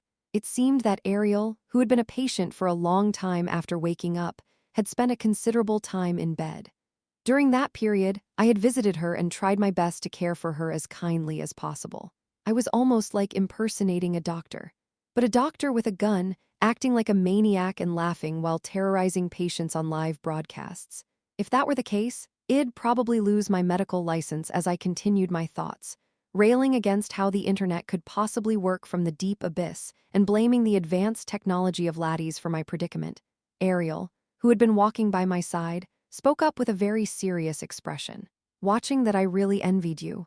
Huh, she envied me? What was there to envy? Before I could even finish my thoughts, she continued. I also want to play outside like you, egoistic.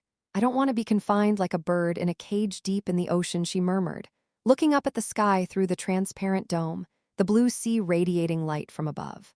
While I was wondering what to say to her, she took a deep breath, turned to me, and said resolutely, So, egoistic, I have a favor to ask. What is it? I want to be a member of your party too, the ego stream. She made her request while clutching her fists with both hands and slightly trembling. Perhaps she had been wanting to have this conversation today. She took a lot of courage to ask me, and I had no choice but to respond with an apologetic tone. I am sorry, but I can't. In response to my words, Ariel's body seemed to freeze as if in great shock. Still, it couldn't be helped. Taking a young girl who was not fully recovered and asking her to engage in acts of terror? It was an absurd idea. Not to mention, Atlas might kill me if I did. Moreover, there were doubts about whether her abilities could stand up to Stardust. I had never witnessed her powers in action, so I had no idea how strong she was. Regardless, given that she had been bedridden for a long time, it didn't seem likely that she could take on Stardust. So I carefully and thoroughly explained to Ariel why it wouldn't work, hoping she could understand. Upon hearing my words, she lowered her head deeply, murmuring almost inaudibly as if she had been deeply affected. Ahaha, I see. It's because I am weak I look weak, but then she suddenly lifted her head and smiled. I understand. If you say so, there's nothing I can do. Thank you for understanding. No problem, hee hee. Despite her cheerful tone, her eyes seemed somewhat vacant. It felt a little awkward, but hopefully, everything would be resolved in time. I breathed a sigh of relief. Chapter 242, Familiarity.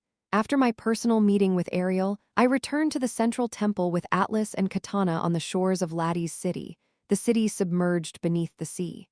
Ariel, however, had something to do, so she left us in front of the temple. She waved and smiled at me until the very end, but her expression held a hint of darkness. Of course, I was also sad, but there was nothing I could do. How could a girl who was still recovering engage in acts of terror? Besides, her abilities were doubtful when it came to facing Stardust. I had never seen her abilities in action, and there was no guarantee she could take on Stardust. Well, Ariel would understand with time. With that thought in mind, I entered the interior of the Grand Temple and found Atlas and Katana waiting for me. Inside the Grand Temple, on one side, stood Atlas' cherished pottery or something like that. He was standing in front of an exhibition with Katana, constantly talking about something. Exactly. Isn't it astonishing that this exquisite and beautiful pottery was made in the 1300s, and it maintained its luster even under the pressure of the ocean? From the moment I first saw this, I realized that I needed to revive this maritime kingdom. Sorry for the lengthy introduction. Anyway, let me explain slowly. The symbol carved on this pottery surface means he was imparting some in-depth explanation about the pottery to Katana, as if providing her with a crash course. She stood still with a blank, absent expression, quietly listening to Atlas' pottery explanation, her focus clearly lost. At that moment, Katana noticed me approaching from behind. Her previously unfocused gaze suddenly locked onto me, her pupils dilating. Then, with a joyful expression on her face as if she had met an old friend, she urgently spoke. Oh, Egoistic is here. This is made using the Blackware technique, huh? Oh, Egoistic, haha, you've arrived. Finally, Atlas stopped talking and turned to look at me. Before he could say anything, I quickly spoke with a smile. Yes, I am here. My conversation with Ariel took longer than expected. I apologize for taking up your meeting time. Haha, no problem. Besides, I didn't notice the time passing while I was introducing Katana to my pottery collection. Let's see, oops, it's already time. I'll guide you. Follow me. All right. With those words, Atlas led us to a small reception room he had prepared, chuckling as he guided us. Hugh, mission complete. I was relieved that I initiated the meeting first. Otherwise, I would have been trapped here, listening to Atlas' pottery lecture. I had already heard everything he had to say, after all. Meanwhile, Katana, finally freed from the clutches of pottery, let out a small sigh of relief. She expressed her gratitude to me with a thankful look. She must have been quite bored. Sigh, I thought it was quite interesting, though. Take a look at that pottery. It's made of glass, and although I don't know the specifics of how they filled it with water, the surface has water inside. I still don't understand the principle behind that. Anyway, we sat down in the small, beautiful room with a medieval European palace vibe, where coffee and biscuits were prepared for us. I couldn't help but think that it looked entirely different from the bandit lookalike Atlas, though. Did Ariel decorate this place? Our conversation mostly revolved around various topics. What's been going on lately, how active the heroes are, and things like that. According to Atlas, strong heroes in the world are always busy, and all heroes are essentially villains of the SSS class. Of course, the stronger they are, the more invincible they seem to be, but they also don't escape without some wounds. Katana, on the other hand, seemed to be living well without many problems despite essentially taking over as the leader of the Villain Association in Japan. As long as there were no cross-national punitive actions. It was pretty much because the International Association had lost its function. It seemed that she was officially in charge of the Villain Association, even though she hadn't ordered any cross-national punitive actions. I couldn't help but feel somewhat envious, considering the circumstances with someone called Meadle, or whatever, a US hero who had arrived. After all, Katana was a major player now, making difficult decisions from her position as the top authority. Of course, unlike me, Katana was the real deal now, and it was quite challenging to make various decisions in her capacity as a responsible figure. Perhaps that was why she had been in regular contact with our South Korean big shot, Lee Seola, learning a lot from her. It was quite impressive to see them warm-heartedly connecting and exchanging knowledge, transcending the boundaries of heroes and villains as national authorities. Well, I feel the most comfortable when talking to you, egoistic. And at the end, she subtly confessed her feelings with a smile. Was this the reason she had recently started contacting me more often? Well, when you're in a high position, it can get lonely, especially when there are fewer people who can see the world from the same perspective. Every time she called, I couldn't help but reflect on Katana's international call expenses. But she was the leader of Japan, so it wasn't an issue. I also enjoy listening to Katana's stories. So please feel free to contact me anytime. I'll be all ears, I replied with that, smiling at Katana. Ha ha ha, the two of you are getting along so well. Young people's romances are always fun to watch, reminds me of my wife. Haha, by the way, Atlas was cheerfully joking while devouring a slice of cake. Haha, we're not like that. We're friends, just friends. I responded with a calm face, though my cheeks and earlobes had reddened slightly. Katana, who usually maintained a cool poker face, also seemed embarrassed by this kind of banter. Let's remember this image. Haha, all right. Everyone starts by saying that. Well, did I perhaps make it awkward? I'll just let it slide. Haha, Atlas kept joking until the end. It was a bit awkward, but anyway. Afterward, it was my turn to speak. Of course, Japan and Laddie's City are practically my allied countries concerning the Moonlight Gate. This conversation was meant for this cathedral, but I could provide a much more direct and detailed explanation to them. As for Atlas, he was safe, as he was deep in the sea. In the original work, you see, these monsters would just die when submerged in water. I don't know why, as they weren't necessarily oxygen breathers, but that's how it was. Maybe they couldn't move in the water. That's why Katana was the one who focused most on my words. I mentioned a few things a few times before, but today was the first time I explained things in such detail. I even shared some contingency plans, starting with digging more bunkers. After talking about this and that, we realized it was time for Cathedral. Shall we start moving? Yeah, that sounds good. All right, let's go. So we went outside to prepare for the cathedral. Kaboom! By the way, before heading there was a loud noise and a massive water column rose from one side of the city. We could hear someone talking about a princess or something. But Atlas seemed unfazed, probably because this kind of thing happened all the time. Anyway, after tearing up the letter, I suddenly felt a strange sensation in my body. Together with that, I arrived at the corridor of the cathedral, a place that felt as comfortable as my own home. Hello, egoistic.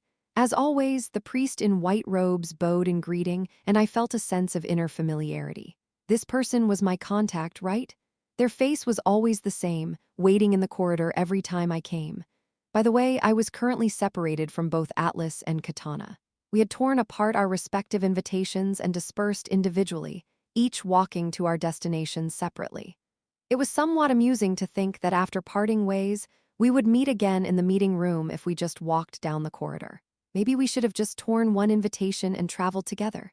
Anyway, I walked down the gray corridor and arrived at the main conference room with a large round table under a chandelier. And as soon as I arrived, there was Katana walking from the opposite end of the corridor. Somehow it made me smile almost without knowing. What was this? Hello, egoistic. Hello, Katana. Of course, we greeted each other cheekily, as if we were seeing each other for the first time. Why? Well, it was fun. Katana also seemed to find this situation amusing, trying to suppress her laughter. I saw many different expressions from her today. Ha ha ha, why is everyone standing around? Have a seat. Just then, Atlas arrived and led us to our respective seats around the round table. At just the right time, there were a fair number of other villains who were also sitting around. It appeared that everyone had become friendlier with each other, chatting with nearby individuals. This was probably what Celeste, the founder of these meetings, had envisioned. Looks like everyone is here. Just like that, Celeste, wearing white priestess robes and closing her eyes as if she were tired, took her seat last. And so, the meeting, which might as well have been the umpteenth one, began. As for me, the information presented this time was rather mundane, lacking depth compared to previous meetings. The meeting itself didn't interest me much, as it was just about planning another portal and monster briefing. However, I was more interested in how to win over Li Xiaofeng, the top villain of China, who was sitting across from me. How could I persuade him who wants the Chinese government to collapse? Chapter 243 Duty and Cooperation. All right, let's begin the meeting. With Celeste's words, the meeting started as usual. And one after another, the usual flood of information poured into my ears. Of course, it was interesting, as always, but there wasn't much helpful information. It was somewhat amusing to hear that there was a new hero perched at the top of the Eiffel Tower in France, guarding the city from above. However, that hero was among the strongest of the new generation of heroes, so a serious warning was given not to engage in any acts of terrorism in Paris. As for me, I stayed relatively quiet this time and passed on. After all, the real deal would come next time. So what I was more focused on was the Chinese villain among them. A man wearing distinctive red Chinese-style clothing, his hair pushed back Li Xiaofeng. He was a rather unique villain. While he shared the same desire to destroy the government with Katana, the difference was that while Katana had a clear goal to dismantle the corrupt government and make Japan powerful again, while Xiaofeng seemed to destroy the government since it was twisted. Well, I can't imagine how many Chinese superpower holders are fond of their government. China had a strict approach towards superpower holders. Namely, any superpower holder with a special power must enlist with the government, becoming a part of the Chinese metahuman core. This was a major distinguishing feature from other countries that usually left superpower holders free to live as they pleased as heroes or engage in normal life.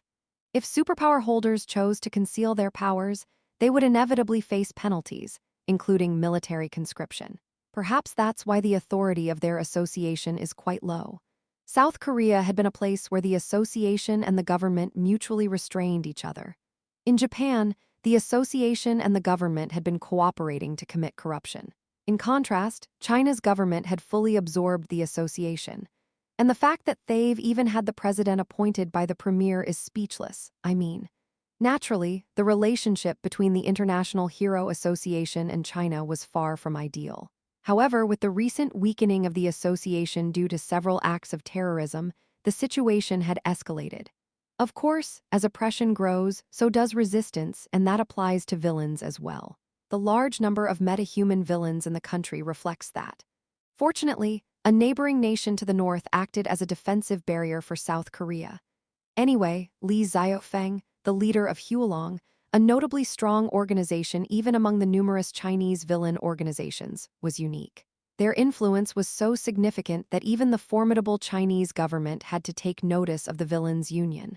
However, this wasn't the most important part. I started to think about the original Li Xiaofeng. In the original work, Li Xiaofeng was an incredibly optimized individual for becoming a villain. Notably, he was an orphan from the start. Typically, when someone becomes a villain, their family is targeted by the government. But Xiaofeng was an orphan from the beginning, and there was no family or an orphanage for that matter.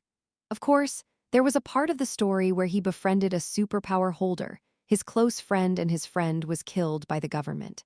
That pushed Xiaofeng to seek revenge on the government, a rather predictable story. The conclusion is in the end, Li Xiaofeng emerges as the ultimate victor. He basically overthrew the government and established their new regime. Admittedly, the later part of the original work is a mess, with the central government collapsing and everyone turning into bandits. But victory is victory. So, what should I do? It's simple. I should recruit this villain to our side. First, let's think again about Li Xiaofeng's personality. In the original work, he pursued a grand goal, a personality filled with righteousness and cooperation. He aspired to be a man who stands for justice. His villain organization, Hualong, operated based on these principles. The reason he could create such a large alliance of villains was due to his ability to summon the Red Eastern Dragon. It's pretty awesome. Thanks to this, he is highly popular among villains. Anyway, the conclusion is that he's not the type to ignore his debts. You decide to pursue righteousness and cooperation, but you get help and turn a blind eye. It's the path of justice you've chosen. Hang in there. While I was diligently running simulations in my brain, Celeste, with a tired expression, concluded the meeting. But why does Celeste look tired? I don't understand. Maybe there's some issue, but it's not about worrying over top-ranked villains. It's probably not a big deal. Right now, I am the bigger problem. With these thoughts in mind, I focused my gaze on Li Xiaofeng. He was conversing with the men sitting on either side of him. They were probably his close aides. Then, I will conclude here. The meeting came to an end with those words from a visibly fatigued Celeste. However, I don't know why Celeste looks tired. It's probably not related to worrying about top-class villains. It's not a significant problem. I am the bigger issue now, I thought while fixing my gaze on Li Xiaofeng. After conversing with the men on his side, he stood up and said to them, "I'll get going," I replied to the two people sitting beside me with a nod. They didn't seem too surprised, probably because Id already informed them that I would be engaging in conversations and greetings. I headed towards Li Xiaofeng with confidence. While walking towards me with an intrigued expression, he noticed my presence. He was walking away from the corridor, seemingly his point of departure, but he abruptly turned his head towards me. Then his attendants, who noticed my presence, began whispering and nodding in my direction. Seeing this, I smiled and casually extended my hand while speaking. Anyway, through various means and with his own ability, he eventually founded a villain union and grew into a powerful figure. "Nice to meet you, Mr. Li Xiaofeng. I've been wanting to greet you for a while, considering that we operate in neighboring countries. My name is Egostic." I reached my hand out as I spoke casually. I had one simple reason for doing this, to see how he would react. When I first greeted Katana, she ignored me and walked away, claiming to be busy. I wonder how Li Xiaofeng would respond.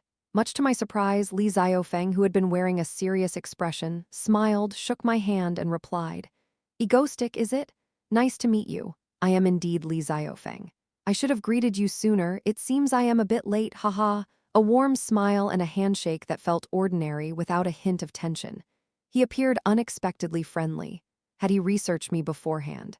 With this kind of response, there was no need to resort to Plan B. I could confidently proceed with Plan A with a smile still on my face. I continued the conversation. "Oh no, I've often heard about Mr. Li through the media, and I know you're quite busy running the Hualong organization. That's why I wanted to greet you. Better late than never, haha." "No, not at all, haha." We exchanged polite small talk, with friendly smiles, for a brief moment, just like a conversation between two men who had met in a business setting for the first time. During that short time, I managed to gather some information about Li Xiaofeng. It seemed he had a good deal of knowledge about me. That kind of reaction couldn't be without reason. Perhaps the information revealed during the Katana incident played a role, or he conducted his own investigation, or maybe a combination of both. In any case, things had become much easier. With a wry smile in my thoughts, I maintained my bright smile and continued the conversation. Soon, we wrapped up the brief exchange. Haha, this is my direct contact number. If you ever need anything, feel free to reach out. He handed me his number first, and I reciprocated by giving him mine. There was no better opportunity than this. Yes, haha, I am in a great mood because I feel like I've made a good friend this time. Oh, and just before we parted ways with a seemingly natural smile on my face, I took out the CD hidden in my backpack and handed it to him. Though it's small, this is a token of my goodwill. I've included some information I know about the Chinese government. Please make good use of it. Oh, what's all this? Haha, thank you. He accepted it naturally without asking further questions. After exchanging our final pleasantries, we turned and went our separate ways. The last image I saw was him walking away with his entourage while carrying the CD, and I returned to where Atlas and Katana would be waiting. Haha. He played his part perfectly, just as expected. I thought to myself, a smile playing on my lips. Li Xiaofeng. Based on what I saw just now, he appeared quite warm, almost resembling Atlas in demeanor. But that was just what was presented on the surface. Through the original work, I knew better, Li Xiaofeng. Honestly, he was more calculated and ruthless than anyone. Starting from a street orphan, he climbed his way to the top of China's largest villain organization. He became the leader of a massive criminal syndicate, showing excellent strategic thinking and keen investigative skills. Even the appearance he showed to the public was an act of charming and friendly fraud. Nevertheless, he had taken the CD from me. Even if it seemed a bit outdated, he would manage it himself, I suppose. Given his calculated nature, he'll never genuinely thank me, but because of the concept he had created for himself, the role of the gallant guardian of righteousness, he would have to act in my favor to repay his debt. So I delivered my move, whether he liked it or not. No matter what your intention is, you'll be bound to me. With a wry smile, I thought to myself. At the headquarters of Hualong, the largest villain organization in China. Hualong Castle. Li Xiaofeng, the leader of the organization, sat quietly on the top floor with the distinctive red roofs, lost in thought. Nice to meet you, Mr. Li Xiaofeng. I've been wanting to greet you for a while, considering that we operate in neighboring countries. My name is Egoistic. Egoistic, Li Xiaofeng's expression from earlier with the trace of a smile was now completely gone. Instead, he had a solemn and icy look. Li Xiaofeng, how could he not know Egoistic? A villain who had essentially infiltrated the neighboring country's peninsula. In Li Xiaofeng's eyes, Egoistic was the ideal villain who could gain the support of the masses and overthrow the country. In his estimation, South Korea was practically under Egoistic's control. Furthermore, Egoistic had access to top-secret information about the time traveler from the United States and provided information about dimensions. These signs indicated that Egoistic was an extraordinary individual. Li Xiaofeng had thought about approaching him soon if Egoistic didn't reach out first, but that was beside the point. What was the CD-ROM that Egoistic had given him? Is it done? Yes, sir. Then go ahead, sure. After the technician had completed the computer installation, he promptly left the room. Li Xiaofeng was in an opulent room adorned with red and golden decorations. He inserted the disk that Egoistic had given him into an old-fashioned computer. Shortly after, there was the sound of the computer whirring to life, and the files appeared on the monitor. Li Xiaofeng clicked through the files. Several minutes later, he found himself laughing loudly. Ha ha ha, well, so that's what it is. The contents of the files were confidential documents from the Chinese government. Or more accurately, it seemed as though every document from within the government was included, as if he had raided a Chinese government data center. The sheer volume of information contained on this small disk was incredible. All of this information was precisely what Li Xiaofeng needed to achieve his goal of bringing down the Chinese government. He couldn't fathom how all of this had been squeezed into such a small disk, especially considering the formidable security of the Chinese intelligence service. Yes, I have truly received a favor. He found himself laughing before wiping away the tears that had unknowingly welled up in his eyes. It didn't matter if the gift was meant to become friends or something else entirely. He genuinely felt grateful to Egoistic. If I've received a favor, I should repay it. Despite the suspicions of the world, Li Xiaofeng was truly concerned about honor and integrity. What can I do? He muttered to himself. Even if at times he was falsely accused of pretending to be a hero for government propaganda, he had never been insincere about his values and the pursuit of honor and integrity. He had never acted against his true beliefs ever since his childhood, when he used to read the records of the Three Kingdoms. T/N, a Chinese history book that covers the end of the Han Dynasty and the following Three Kingdoms period. After parting ways with Atlas and Katana, I am back at home. I wonder if Xiaofeng has seen it by now. I leaned back in my chair, pondering this. If his character, which was calculated and pragmatic, held true, he would appreciate the gift. However, I wondered how he would think about repaying it. Who would ever threaten someone to act like a hero? Well, I know it was all an act, through the original story. He had already appeared casually in media scenes. His outward personality was all an act, and he was calculated and cool in reality. So, I prepared more precisely. I ensured he couldn't escape, whether that meant openly giving information about the Chinese government to the attendants or otherwise. It was a strategy where I had made myself the bait. It was flawless. Anyway, that's all done now. Saying that to myself, I naturally entered the Stardust Fan Cafe. I started to miss Stardust Chapter 244 review. South Korea, a country with only 3 A-class heroes even when viewed on a global scale, has an unusually high number of powerful S-class villains. The frequency of terror attacks, relative to the population, is also higher than average. From a logical perspective, it isn't easy for a country like this to function properly.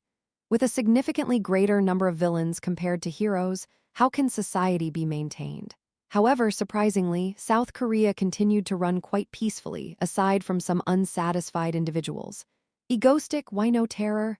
Egoistic, why no terror? Egoistic, why no terror? I think I'm going crazy, I think I'm going crazy, I think I'm going crazy, I think I'm going crazy, I think I'm going crazy, I think I'm going crazy, I think I'm going crazy, I think I'm going crazy, I think I'm going crazy, I think I'm going crazy, I think I'm going crazy, I think I'm going crazy, I think I'm going crazy, I think I'm going crazy, I think I'm going crazy. Isn't it a crime for a villain not to commit terrorism? Turn on the broadcast when I am still speaking kindly. Do you want to see people go insane? Comments, haha, that's impossible. Didn't he just do a broadcast lately? He was dealing with the villain named Scream Maker. But that's not terrorism. From the perspective of the victim, it would be terrorism. Strengthen your villain sensibilities a bit, folks. Geez. Is it a crime to commit terrorism and not commit terrorism? Ha. Just give up, and someday he will come, ha. Seriously, it's all these weirdos who keep posting other nonsense terror videos. But the genuine mangostic videos never show up. Ha. He just doesn't do terrorism. Ha. The Mango Union Declaration of Gratitude, GOAT. A black and white photo of Egoistic. Shaking his cape. Your dedication and passion have propelled South Korea's talented society to greater heights. Now that you're not by our side, even in a future without you, we will miss you. Thank you for your hard work, GOAT. Rest in peace. In honor of the greatest villain of the 2000s in South Korea, Egoistic, Mangostic. Comments, thank you and respect, GOAT. I was happy to live in the same era as you, GOAT. Rest in peace in heaven. I was honored to live in the era of Mango, thank you, shedding tears and giving a thumbs up. No, damn it, Egoistic isn't dead. Why are these crazy people trying to kill him? Ha. But he doesn't even turn on the broadcast. How can you say he's alive? There's no way that he's alive but doesn't do any broadcast. Come on, it's been 3 months since Mango left us and you still can't accept it. Don't send Mango to the United States, for God's sake. Ha. Egoistic, can you see this? We miss you so much. We've gone mad waiting for you. The only solution is terrorism. Thank you. Ha. Come on, you've known that there are several months between each broadcast, but why can't you just wait? Don't you just need to live your current life until he returns? Mango is life to me. Detected a Stardust Fan Cafe spy. Aren't you aware of the current situation? We can't live without Mango. Man, it's been months since the last terror attack, isn't it? The last one was that joint operation with the Japanese villain, right? It feels like it happened ages ago, ha. South Korea is doomed without Egoistic. Inflows are seriously annoying. Back then, if Mango committed a terror attack, there was no way to predict when the next one would happen. There weren't even fan cafes like this back then, so I just lurked in the general news community, ha. Compared to back then, it's so much more comfortable now. The inflows don't seem to know that for real, ha. But it's still annoying as hell. Seems like he doesn't even turn on the broadcast more and more, haha. Comments, pure Mango Union. Seriously, back then, when Egoistic broke the bridge, ha. Back then, when Egoistic was seriously trashed, the Mango Union members would unite so tightly, ha. Why did they act like shoot to Egoistic when they had received money? Ha. The public opinion made a 180-degree turn when Han Yun Group's monster fell into water and died after his bridge collapsed. It was hilarious, hahaha. These die-hard Mango fans are talking about the past again, die-hard Mango fans, hahaha. The funny thing is that Egoistic used to commit terror attacks pretty frequently back in the day. How many attacks happened in just a few weeks? He even set up Ego Stream and everything happened after that. That's right, he committed a lot of terror attacks back in the day, hahaha. I'm starting to see signs that this cafe might get closed. Should I leave the cafe? Mango Stick, since you're not doing terrorism, the site is getting screwed up. Please do some terror. But what I am curious about is what Egoistic is doing. What kind of villain doesn't commit terror and keep delaying it? Oh, come on, what did I do? Thank you for saying that. No, even beasts understand gratitude, and how can I let this pass? I won't forget this, and I will repay this favor. We are friends, haha. After returning from Cathedral, I was on a call with Li Xiaofeng, who had checked the file I sent him or immediately called the number we exchanged. As I expected, he was determined to repay this favor. Well, I knew it would turn out this way. Given his concept, he wouldn't just say thanks and let it slide when he received something like this. He'll definitely try to pay it back. After all, he's aiming to become a hero. Besides that, it's possible that he realized the potential I have and wanted to get closer to me, thinking it might not be a bad thing. I always emphasize that in Cathedral, I intentionally make myself appear mysterious and powerful. The fact that I've been decrypting bomb information is an extension of those things. Anyway, it seems that everything went according to plan, and Li Xiaofeng has become more friendly toward me. In fact, he reacted even more positively than I expected, to the extent that I was taken aback. Perhaps it's all part of his calculated personality. In any case, after dropping subtle hints about the three-party alliance, we agreed to meet up for a drink whenever we had time. The call ended positively. I lowered my phone from my ear and put it back in my pocket. While I was outside on the balcony for the call, I leaned on the railing and gazed at the scenery outside. Good, things are going well as planned. I can sense the formation of the East Asian Villain Union right in front of me. If this happens, South Korea will be a bit safer than before. Having international allies is probably better than not having any. The build-up took a while, but anyway, it's a success, and I am relieved. Especially considering the chaos caused by villains coming from Japan and China in the original work, this is necessary. Of course, there was a minor problem that I was not committing terrorism to achieve this, but it wasn't a big issue. Saving the country now is the top priority, and that's what really matters. Well, at least most of it is resolved now. I muttered to myself while gazing blankly into the air. Now the second batch of our Egoistic squad members has been selected, and I've also met the association president to initiate cooperation. On top of that, I can see the outline of the East Asian Villain Union's establishment with Katana and Li Xiaofeng. Everything I've been preparing for a long time is gradually falling into place. So is it time for me to start doing what I want to do now? Yeah, it's about time. Let's commit an act of terrorism. With that thought in mind, I checked my phone's calendar. The Moonlight Gate, which is the center of all my current plans and is meant to disrupt everything, is set for D-Day. There are still a few months left, which should be enough to train Stardust. Especially if I meet Li Xiaofeng next time and collaborate on another terrorism act, it should be sufficient to enhance her abilities. In other words, this time, aside from collaborating with that villain against Stardust, it might be a good time for me to do something I checked my schedule. The day that villain is coming should be around this time. There is still some time before that, and it's more than enough to meet Stardust after a long time and commit an act of terrorism. It's not that I want to meet Stardust, but I am doing this for other supplementary reasons. Yeah. All right, with that, I started brainstorming a new terrorism plan in my head. Maybe I'll go for an old school style this time. For heroes, reviewing their own battles is essential. If they can review their combat processes through media outlets like broadcasting stations, they should undoubtedly make use of it. This way, they can reflect on their actions and conduct image training to progress further. It was one of the training methods recommended by the association. That's why Stardust, on this day as well, made use of her available time in her office to watch her combat footage. The video she was rewatching this time depicted the incident where the Seoul Trade Center transformed into Demon Den, which was a significant threat to her. It was a terrorist act in which the villain, Demons, appeared. Stardust needed to periodically review this video as it was a considerable challenge for her due to the strength of her opponent, nearly causing her to lose. Anyway, take a break. Does it make sense for my archenemy to be defeated by someone other than me? I'll handle the rest. Of course, what she always seems to be concentrating on in the video is not the fight itself, but the scene where Egoistic comes flying and takes her place in front of Demons. However, it was a misconception. So, today as well, she finished reviewing it with slightly flushed cheeks. Whenever she heard what Egoistic said back then, it always made her feel embarrassed. It's true she's a hero and she doesn't dislike him, but with that, she finished watching the video, turned off the monitor and sat back in her chair with a puzzled expression. So, when exactly will he return? It had already been several months since Egoistic last revealed his face.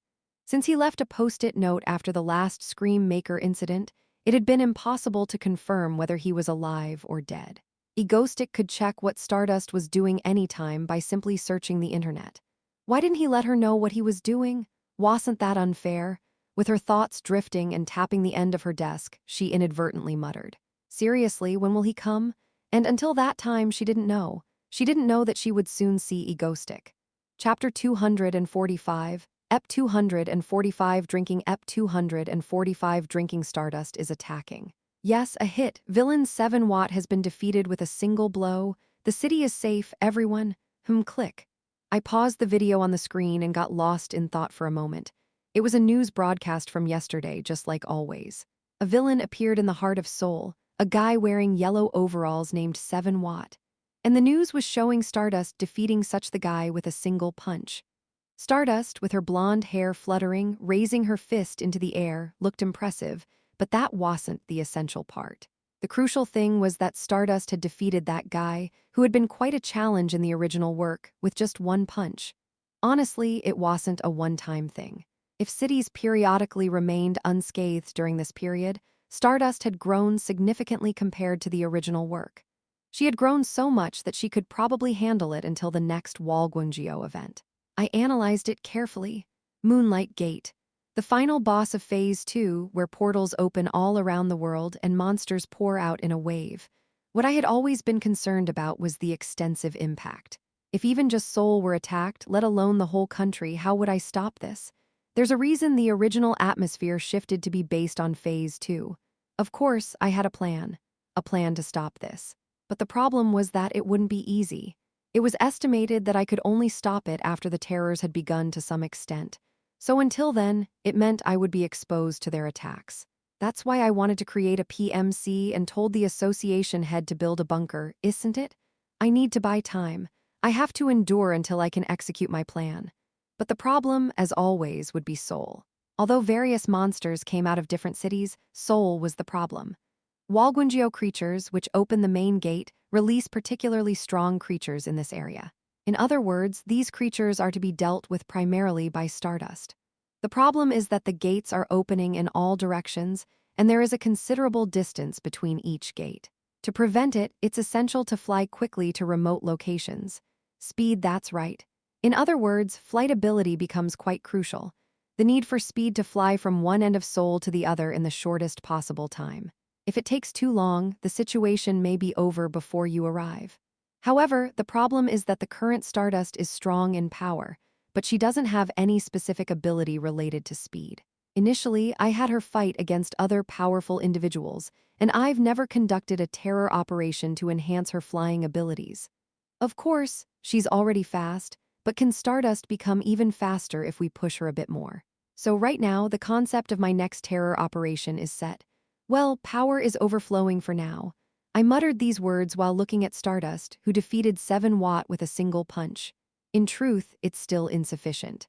Stardust can become stronger here, and she needs to be even stronger. However, for the time being, it seems sufficient to stop the dimensional monsters.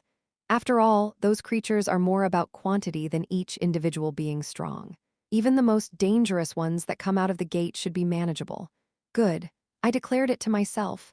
The main theme of this terror operation is speed.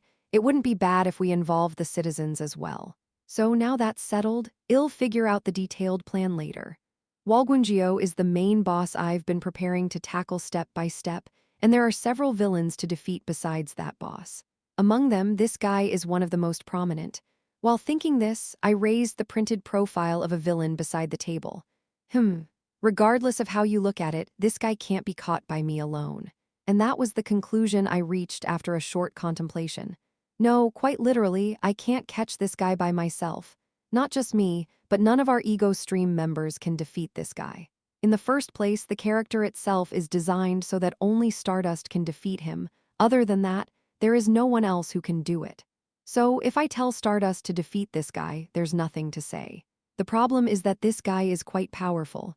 Stardust can't win against him with her current strength.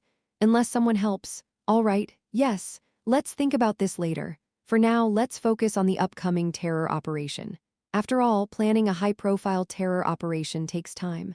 Normal people don't understand the aesthetics of this terror operation, so I prepared the initial draft by myself. A few minutes later, in Ego Stream's main conference room. "Ha Dylan, what's the plan for this time?" Everyone gathered around the large table. I was there. With a very serious tone, I addressed everyone. "I'm going to launch a missile in Seoul." "What?" Stardust. She was a serious workaholic, dedicating herself to hero activities. And the problem was that her condition was gradually deteriorating. And the reason was, of course, because she hadn't heard any news from Egostic in a while. Stardust had already watched too many videos of her battles with Egostic, and there was nothing more to watch. She let out a deep sigh. She knew it too. It wasn't normal for a hero to want to see a villain. It might be strange for a hero to be concerned about the life and death of a villain. So she had denied herself so far. But now, after experiencing various events and most importantly, receiving a letter from Egostic, she decided to admit her true feelings. Egostic was just she kept thinking about it, and it was bothering her. Well, isn't it normal for a hero to worry about their archenemy? After all, Egostic used to worry about her, so why couldn't it be the other way around? Yeah, it's perfectly normal. How many times had he saved her life? It's normal to feel uneasy, worried, and wanting to see him when he's not around. This has nothing to do with him being a villain. What am I even talking about? Continuing with these thoughts, she found herself chuckling self-deprecatingly without realizing it. It seems like she has finally lost her mind after a day. Even so, that's just how she's feeling right now. Why isn't he coming? And during that time when she was feeling lonely all day. Dinner? She received a message from the association president. Shadow Walker is coming to the association today after a long time, so why not have a dinner gathering while he's here? If it's a dinner, there might be alcohol, right? Could alcohol help calm this feeling down? She replied with that thought in mind, even though she forgot that she's weak with alcohol. Dinner. Even the Hero Association, responsible for the safety of South Korea, occasionally has dinner gatherings just like regular office workers. Of course, there haven't been many lately due to the incidents and accidents. But this dinner was arranged because Shadow Walker visited the association after a long time. In the dinner gathering attended by none other than Stardust, Shadow Walker, and other A-class heroes. The association president was listening to Shadow Walker's complaints the entire time. "I've been having a tough time lately. It's really hard." The man whose face turned red from drinking alone is Kim Ya-hyun, an A-class hero known as Shadow Walker. And the blonde woman sitting across from him is Stardust, another A-class hero. With Kim Ya-hyun's complaints in full swing, the association president felt like Stardust should respond. Stardust seemed to have already been affected by alcohol, and she had been silently staring at her beer bottle, not responding to anything. The president had to suppress a sigh as he watched her. It seemed like dealing with the drunk was his responsibility. "Well, Ya-hyun, don't stress too much. Anyway, aren't you doing your job well, no matter what?" Sir, after settling in his seat, Kim Ya-hyun placed his beer on the table, and he spoke almost in a mumble. "I am not. These days, there are no villains terrorizing at night. Even the villains who occasionally cause terror at night counter me. My existence as a hero seems diminished. The future looks bleak." After pouring out his complaints for a while, he finally started drinking his beer heartily. The association president, listening to his words, sighed as he watched Stardust down her beer in one go without saying a word. "This is a big problem. Oh, this cursed life. In my heyday, I could just gesture and all the villains would be fallen down. Oh, where have the good times gone? Oh, God." Now, as the association president's head was starting to ache while watching Shadow Walker indulging in alcohol in earnest. Thunk. From the other side, a loud sound was heard as Stardust placed her beer cup on the floor. Stardust? The president cautiously addressed her like that. Her head hung low, she quietly held her empty beer cup. Only then did the president realize that while Shadow Walker had been talking, Stardust had emptied her beer bottle by herself. Are you okay? I think you should stop drinking. And the moment the president carefully spoke like that, why out of the blue, Stardust started mumbling. Why holding an empty beer glass in her hand, she continued to mumble. Then she raised her head suddenly, her flushed face quivering, and she mumbled with a hint of tears. Why aren't you terrorizing Ha'uth? In my heyday, you know, at night I was Shadow Walker, but now Uth. I was beaten by Icicle even in Ankate and Sucky. I am sorry, so annoying hick. Shadow Walker boom is coming ha, I am going crazy. The association president sighed while one side sobbed and the other side ranted. These were the two pillars of the Republic of Korea, A-class heroes. How am I going to send you two home? The next morning, my head. Stardust, who had risen from her bed, instinctively grabbed her throbbing head and struggled to open her eyes. Only then did she remember the events of the previous day. Why aren't you terrorizing? I'm insane, I am crazy. Remembering what she did yesterday, she covered her face with her hands. Shinharu, you're insane, be more careful from now on. Feeling slightly dizzy, she mindlessly turned on the TV. And there, on the screen, hello. This is Egostic? Egostic seemed to have turned on the broadcast. Wait, what's going on? Shinharu suddenly snapped to attention. Chapter 246. EP 246 full speed. EP 246 full speed. In South Korea, where various incidents occurred daily, television was the fastest way to receive the latest news. Why? You could just leave it on, and every now and then, an urgent news flash would pop up announcing the appearance of a villain. So it's no wonder that the TV and radio had surprisingly high viewership rates. Some villains even took over broadcasting stations to broadcast their terror threats live on television. Just like now. Hello, everyone. On a typical day, the broadcast was hijacked, and the image of that villain was displayed, leading to a sudden increase in viewership. It was none other than A-rank villain Egostic. Mango appeared after 100 years, hahaha. Why did you take so long? We've been waiting for a villain like you for a long time. Look at the viewer count going up in real time, damn. Mango yahoo, mango yahoo, mango yahoo, mango buzz buzz, mango buzz buzz. The chat is so fast, hahaha. Sup, is this that famous Ego's room? Damn lucky I'm here, Elmao. Why are these people blindly posting in the chat without even watching the video, hahaha? Why is no one paying attention to the current situation, hahaha? Where's Mango now? Despite the simultaneous broadcast from various sources, the chat on the official website was flooded with messages. While some continued spamming the chat, a few finally started to question Egostic's current appearance. This was because the image on the screen showed Egostic sitting in a relaxed manner with a green background. He was on a chair somewhere with his legs crossed, casually holding a drink. So it could be said that he was on a set somewhere rather than at the actual scene. This is Egostic. Nice to meet you. He was in a completely different setting, sitting in a chair with a green backdrop, casually enjoying a drink in a relaxed manner, unlike his usual self. And this is so nice, that's why, for some reason, his appearance seemed calmer than usual, with an air of ease. He casually sipped his drink as if he was deciding whether to engage in terrorism or start a news broadcast. Hahaha, is today not for terrorism but Egostic's coffee time. Taking a leisurely sip before committing terrorism is understandable, haha. Why does he look so natural, hahaha? Brewing a cup of Boseong green tea and sipping it in front of the monitor. It feels like tea time with Mango, hahaha.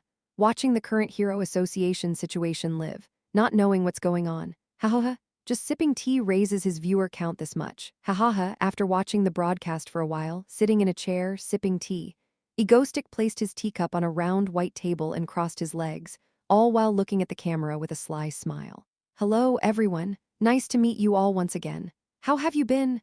With that cheerful smile, he snapped his fingers and the green background behind him turned white. Egostic stood up and adjusted his black robe, so now the camera only showed his upper body. With this setup, he took a deep breath and spoke with a sigh. Everyone, I have a concern these days. It seems that many of you don't find my acts of terrorism as threatening as you should. Do you all think you won't die no matter what happens? Many people seem to be suffering from a sense of invulnerability, which is quite unfortunate. With his tongue in cheek and his head nodding gravely, he presented a significant issue. As he spoke, the viewers' reactions quickly flooded the chat. Ha ha ha, does he think we want die? With 0 civilian casualties while saying that. Shouldn't we enjoy it when an S-rank hero throws an event? Oh, who made our Mango angry? Can we not freak out right away? Mango wasn't at Tsundir, was he? Oops, that's all I'll say. With these responses from viewers, he shook his head and addressed the issue more seriously. Well, it seems many of you don't know something important. The fact is that the reason you've been safe all this time is not because of me, but because of Stardust. She has been preventing my acts of terrorism quite effectively. Ah, if only it weren't for Stardust, all my acts of terrorism would have been completely successful. It's truly unfortunate. Casually praising Stardust, he finally seemed to get to the point. With a wicked smile, he continued. That's why I've made a decision. Let's launch the terror right before Stardust can stop it. Now let me introduce it. Saying so, he snapped his fingers with a sharp sound. Simultaneously, the white background behind him transformed to reveal the sky over a city, or more precisely, the image of a gigantic missile hovering magically in the sky. Yes, that's right, there will be no more mercy. I will just drop a missile over Seoul. As he finished speaking, the missile wobbled as if it were about to fall at any moment. As he snapped his fingers again, a map of Seoul appeared, with a red dot at the right end of the map, where a cute missile emoji was placed, though it was hardly a cute situation. Nodding in satisfaction, he looked towards the camera and continued with a mischievous smile. But dropping it right away would be quite unfair, don't you think? So let's give you a generous 20 minutes. After that, I'll drop it without fail. Of course, considering its immense power, if it hits, the city will be obliterated. It's best to declare an emergency and run away right now. After saying this, he added one more thing with a smile. Of course, if Stardust arrives within the given time, who knows? I might reconsider. Oh, and I am feeling a bit generous because I feel sorry for Stardust, who suddenly got called in for overtime. Let's ease the conditions a bit. He indicated the location of the Hero Association's bunker near the city on the map, suggesting that everyone in the city should rush into the bunker within the time frame if they wanted to relax the terms. All of you in this city. If you can rush into the bunker in chaos within the time limit, I'll consider giving you more time. Let's see your unity. Not that it's likely to happen, but who knows? Ha ha ha. After saying this, he zoomed in on the map and marked the location of the Hero Association's bunker near the city where the missile would fall. From now on, all of you have 20 minutes. Let's see what you've got. Begin. Mankia, why did it have to be where I work? Who placed a missile over my head? My boss has gone insane, offering not just bomb sales but free distribution, OMG. Doom guy, and with those words, the city located right beneath the missile realized the disaster they were facing, with just 20 minutes left. Obviously, the Hero Association was in chaos. Quick, call Stardust. Mr. President, I've contacted Stardust. Good, hurry, tell her to take off. Frantically, they had no idea that Stardust was already flying at full speed. A hero's life is not easy. That goes without saying. Heroes are those who confront villains, and villains are unpredictable about when and where they might cause terror. Korea was fortunate to have a hero known as Shadow Walker, who took over the night shifts, allowing most other heroes to rest. Still, it was tough. Being a hero meant you could be eating lunch, taking a shower, or watching a movie, and as soon as a villain appeared, you had to stop everything and respond. Yes, they understood that. They knew it, but in the skies over Seoul, Stardust was flying at full speed, looking like a human jet. She forced down such thoughts. Egoistic? Isn't this too much? Why is the target so far away? She almost swallowed her tears. That morning, she had woken up with a hangover and had no time to prepare herself for the news that Egoistic had launched a terror attack for the first time in thousands of years. To make matters worse, the location of the terror attack was so far from her home, it was frustrating to the point that she even wondered if Egoistic had something against her. However, there was no time to travel leisurely, and she had to fly with all her might due to the minimal time available. Stardust, you have 10 minutes left. Go a little faster, Egoistic. And so, with tears in her eyes, Stardust flew through the sky, her golden hair billowing. She had a vow in her heart that she would give Egoistic a piece of her mind when she arrived. Why are you crying again, Dylan? It's nothing, it's really nothing. How could I tell her that I felt sorry for Stardust, who had been flying tirelessly since morning? I couldn't, but there was no other way. If I didn't want Stardust to shed tears of regret later, I needed to push her abilities to the limit and make her grow now. And the best way to help the protagonist grow was to put her in a crisis and help her overcome it. That's why there was no choice but to resort to such extreme methods. Stardust, stay strong. Even if I arrived there, I would probably be of no help, but for the sake of her growth, I would launch another missile attack at the other end of Seoul as soon as I arrived there. She would have to fly there as well. Stay strong, Stardust. I sent my silent encouragement, swallowing my tears. It hurt my heart. Chapter 247, EP 247 PT EP 247 PT. At this moment, while Stardust was probably sweating and flying, I was sitting in a prepared set, quietly reviewing my plan. The goal of this terror attack was simple: increase Stardust's flight speed. That's it. Now that the day the gate will open is not far off as Stardust became strong enough, there was a need to develop her not only in combat but in other aspects as well. So I intentionally analyzed her average flight speed and set a tighter time restriction than that, knowing that our protagonist grows in times of crisis. And first-class villains have to prepare a lot for a single act of terror. Besides that, there's another important aspect to train: civilian evacuation drills. Now that the gate incident is imminent, it's also an issue when the day comes and citizens can't evacuate to the bunkers quickly. If they are not accustomed to it, the evacuation may be slow, and they could be torn apart by the monsters bursting out of the gate. That's why my condition was that the more people quickly escaped from the area where the missile fell, the more I would extend the time. This would help the citizens evacuate quickly and provide them with evacuation experience. Besides, I could use this excuse to extend the time according to Stardust's situation flexibly. We can't really drop a missile on the city. Anyway, that's why I intentionally chose a city where underground bunkers are all completed, but I'll put that aside for now. About 10 minutes left, I muttered to myself after checking the remaining time. Right now, the screen shows the missile floating in the air and a countdown timer, and my image is not being broadcast. It's time to start. Ahem. Seoyoon, let's get started, display that. Sure, Doin. All right, the camera on. Shall we try a relay? After confirming that the camera was back on, I sat facing the front and smiled. Hello, everyone, it's time for Ego News. Welcome. Are you all evacuating safely?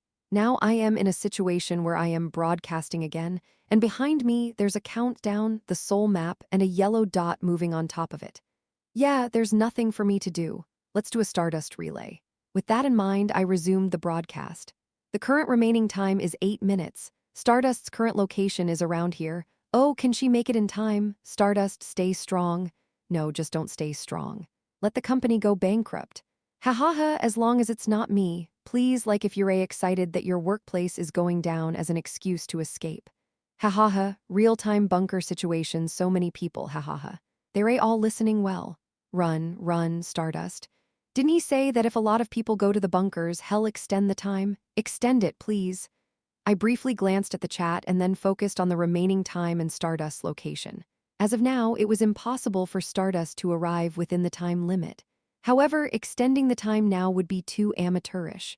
After all, Stardust thrives when a crisis comes. Could her speed increase dramatically with just a few minutes left? While I monitored Stardust's real-time location using the Stardust distance measuring device, the remaining time was getting shorter. It seemed like 20 minutes to traverse Seoul was too tight. Yeah, let's extend it a bit. Yes, Stardust is currently passing through Seongdong-gu, making it within the time limit. My bad, you should prepare for the missile impact. I chuckled and said that as the promised time had only 2 minutes left.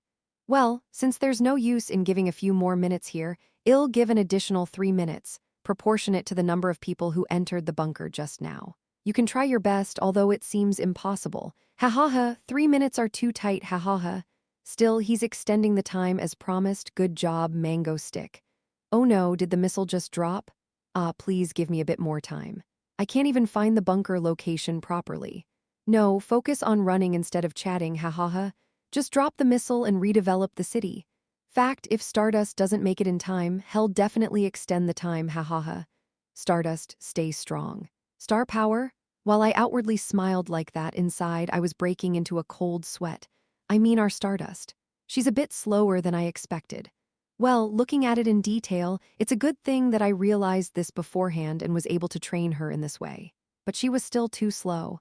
I should have given her 30 minutes from the beginning. It's too late now to extend it even more radically. No, you can do it. Stardust fighting, I sent this message of support inwardly. Could it be that we're facing a situation where we have to drop the missile? While I was pondering excuses for extending the time, that's when it happened. Oh, breaking news. Stardust's speed suddenly boosted, ha ha ha. As expected, Stardust, the hero strong in a crisis, ha ha ha. I believe in her. The greatest hero in South Korea, Stardust. Stardust location on the map started moving incredibly fast. That's right, that's it. I knew I could count on Stardust exactly. No, it can't be. Stardust's speed is increasing. Could it be possible that she arrives within the time? I exclaimed as if a crisis was unfolding. And even in the moment when I was secretly pleased about it. 1 o'clock, 0:59, 0:58 time was steadily passing by, somewhere in the eastern part of Seoul. Arg, a woman with blonde hair, was flying through the sky like a comet, gritting her teeth. She was none other than Stardust, flying at the fastest speed shed ever achieved in her life. No, in just 20 minutes. How am I supposed to get from here to there? The wind was so strong that it felt like it might bring tears to her eyes. She clenched her teeth and thought. Already dealing with a hangover headache, this situation made everything twice as difficult. As time passed, she reached the conclusion that it was impossible for her to make it within the given time. Well, since giving a few more minutes here won't make a difference, I'll add 3 more minutes. 3 minutes in total. Try your best, although it seems impossible. Ha ha ha. Over the in-ear earphones I had connected in advance, I heard Egostic's words. The extra time was a piece of better news. Nevertheless, she couldn't find relief upon hearing it. The moment she heard his words about extending the time, a thought came to mind. Egostic never really had any intention of dropping it from the beginning, and it seemed like he truly believed that she could make it within 20 minutes. For some reason, an image of Egostic sitting still and looking at the time with a disappointed expression on her head spontaneously appeared. Ha ha ha, ha ha ha, Stardust, I thought you could handle this much, but I guess I expected too much. I'll extend the time, there's no other choice. Egostic laughed heartily over the pre-connected intercom. No way, Egostic wouldn't do that, she thought. However, the image of Egostic's disappointed expression kept coming to her mind. Just by recalling it, she felt her heart race. Soon, her anxiety intensified her urgency. It should work. With determination, she gritted her teeth and exerted all her strength to propel her body through the air. And so, 5 minutes later, ha, ha, ha, ha, she had successfully arrived within the time limit. Unbelievable, just in time she noticed a missile dropping vertically. Arg. Exhausted from pushing herself to the limit, she still mustered the strength to catch the falling missile and toss it up into the sky. Glittering in the heavens, the missile became like a star in the sky. And Egostic, you really need to get a grip, she breathed heavily, her eyes filled with a sense of purpose as she surveyed her surroundings. But where is he? As she contemplated this, unbelievable words reached her ears. Oh. Stardust deflected the missile. This is unbelievable. Okay, we will launch the next missile immediately. The location is Gangseo District right here. The time limit is She doubted her own ears, but the message was clear. Stardust. Egostic has launched another missile into the air, and he's threatening. If you go all the way to the far end of there, indeed, Egostic was instructing her to fly straight to the opposite end of Seoul. Hearing that, Stardust muttered, you villain. Really, you're a villain now. She had to fly again, her eyes almost filled with tears. Of course, her flying ability was undoubtedly improving. Just one more set, sir. Just one more set, and then we'll take a break. Wait, I thought we were supposed to have a missile attack, but instead, we're giving Stardust a personal PT session. Ha ha ha, breaking news. Stardust's average speed has increased by 20 compared to the beginning. Ha ha ha, after ordering Stardust to go to the other side, I was burdened with guilt, and my chest ached from the suppressed remorse. I am sorry, Stardust. But right now, her speed is truly increasing insanely. I can't just let her go. I have to seize this opportunity to make her grow and become second nature to her. So, swallowing my tears, I prepared another missile. Gradually, I began to worry about the time when I would have to face Stardust directly for the last time today. Will I be able to make it out alive? Chapter 248. EP 248 apology. EP 248 apology. What? I really thought you wouldn't make it this time, but you've blocked it again. I am quite taken aback. All right, this time is the real last one. Let's see if you can block it this time. I'll give you 25 minutes. The location is after Egostic's indiscriminate missile terror in various areas. Quite a bit of time had passed. And Stardust, ha ha. She was now on the brink of collapsing. He said it was the last one earlier, why is it the real last one this time? With that lament, she felt like she was about to crumble, but there was no one to lend an ear. Egostic seemed to have stockpiled missiles in some warehouse or something because no matter how many Stardust intercepted, he kept saying he would bring more from somewhere else. As a result, Stardust was currently flying almost one lap around Seoul. For some reason, the place where Egostic picked for the next location was always the farthest possible from her. As a result, she had been flying in the sky all day long. It was almost a relief that he didn't tell her to go to Jeju Island. Yeah, I can just go, right? Muttering like that, almost in a dazed state, she propelled her body into the sky. And in that state, she regained her posture and at the same time drove into the air. Boom, whoosh. A booming noise could be heard in the sky, and her body was propelled into the sky almost at full speed. Yeah. After almost an entire day of spinning around, Stardust flying speed had broken the previous limit, and she was almost 50 faster, at least subjectively. So whether it was because she had adapted physically or not, she slowly began to think. Now it seems somewhat doable, doesn't it? In the first and second rounds, she almost died for real, but from the third round onwards, she got used to it and entered a state of indifference where it wasn't as difficult as before. Of course, she was still likely to die, but even so, with this pace, it seemed somewhat doable. And just as she was having those thoughts, suddenly in the sky it began to snow. What's this? White pellets fluttered from the sky like some sort of tiny snow. No, upon closer inspection, it really looked like snow. Wasn't winter over a long time ago? As she was flying and pondering this with a vacant mind, suddenly, the snowflakes began to grow larger. Now it was almost like a heavy snowfall. The visibility was so poor. What's going on? What on earth was happening? Just as she was pondering this with a dazed mind, she heard a broadcast from Egostic. Yes. Since Stardust is flying so well right now, I've decided to add an obstacle. From now on, there will be snowfall in Stardust's flight path. Thank you. Thud. Stardust, who was flying aimlessly through the sky, uttered in a dazed voice, not even realizing it due to the dizzying vertigo. This little, y'all see when it's all over. With that determination fresh in her mind, Stardust flew through the blizzard, tears in her eyes. She had been overheated from continuous flying, but the snowfall made it feel cooler. Okay. Things are going well.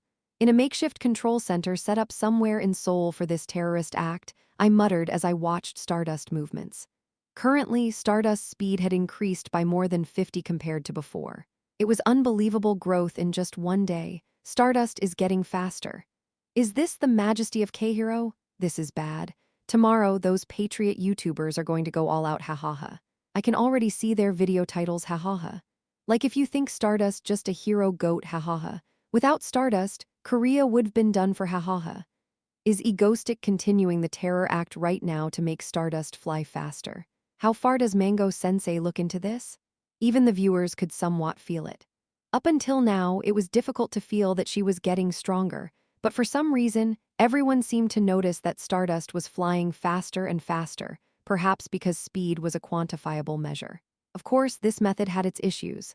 The main issue was that Stardust was going through so much suffering. I sighed, pressing my forehead. I didn't want it to be this way either, but because I knew Stardust so well, I could understand. If Stardust didn't grow like this now, she would surely suffer even more later. If she couldn't save even one person because she was too slow, she would resent herself. Her suffering would be beyond comparison. That was her personality, after all. So, ultimately, pushing Stardust to grow at this pace was for her sake, especially given the gate incident, which wasn't far off. Besides, Stardust was actually doing exceptionally well, as expected. Look at her speed increase. While other heroes spent years to become one stronger, she was flying as if she had received some incredible growth buff in just a few hours. With a bit more, she'd double her current speed today. That's why I, with tears in my eyes, added one lap after another so she could completely adapt to that speed.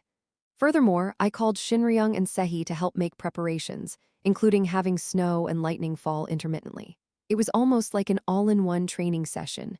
Like if you hide in the bunker and don't come out, ha. Oh, I heard they're going to fall into our city as well, ha. Yeah, ha. Well, he's going around every city, and people are saying it's going to fall here soon, ha.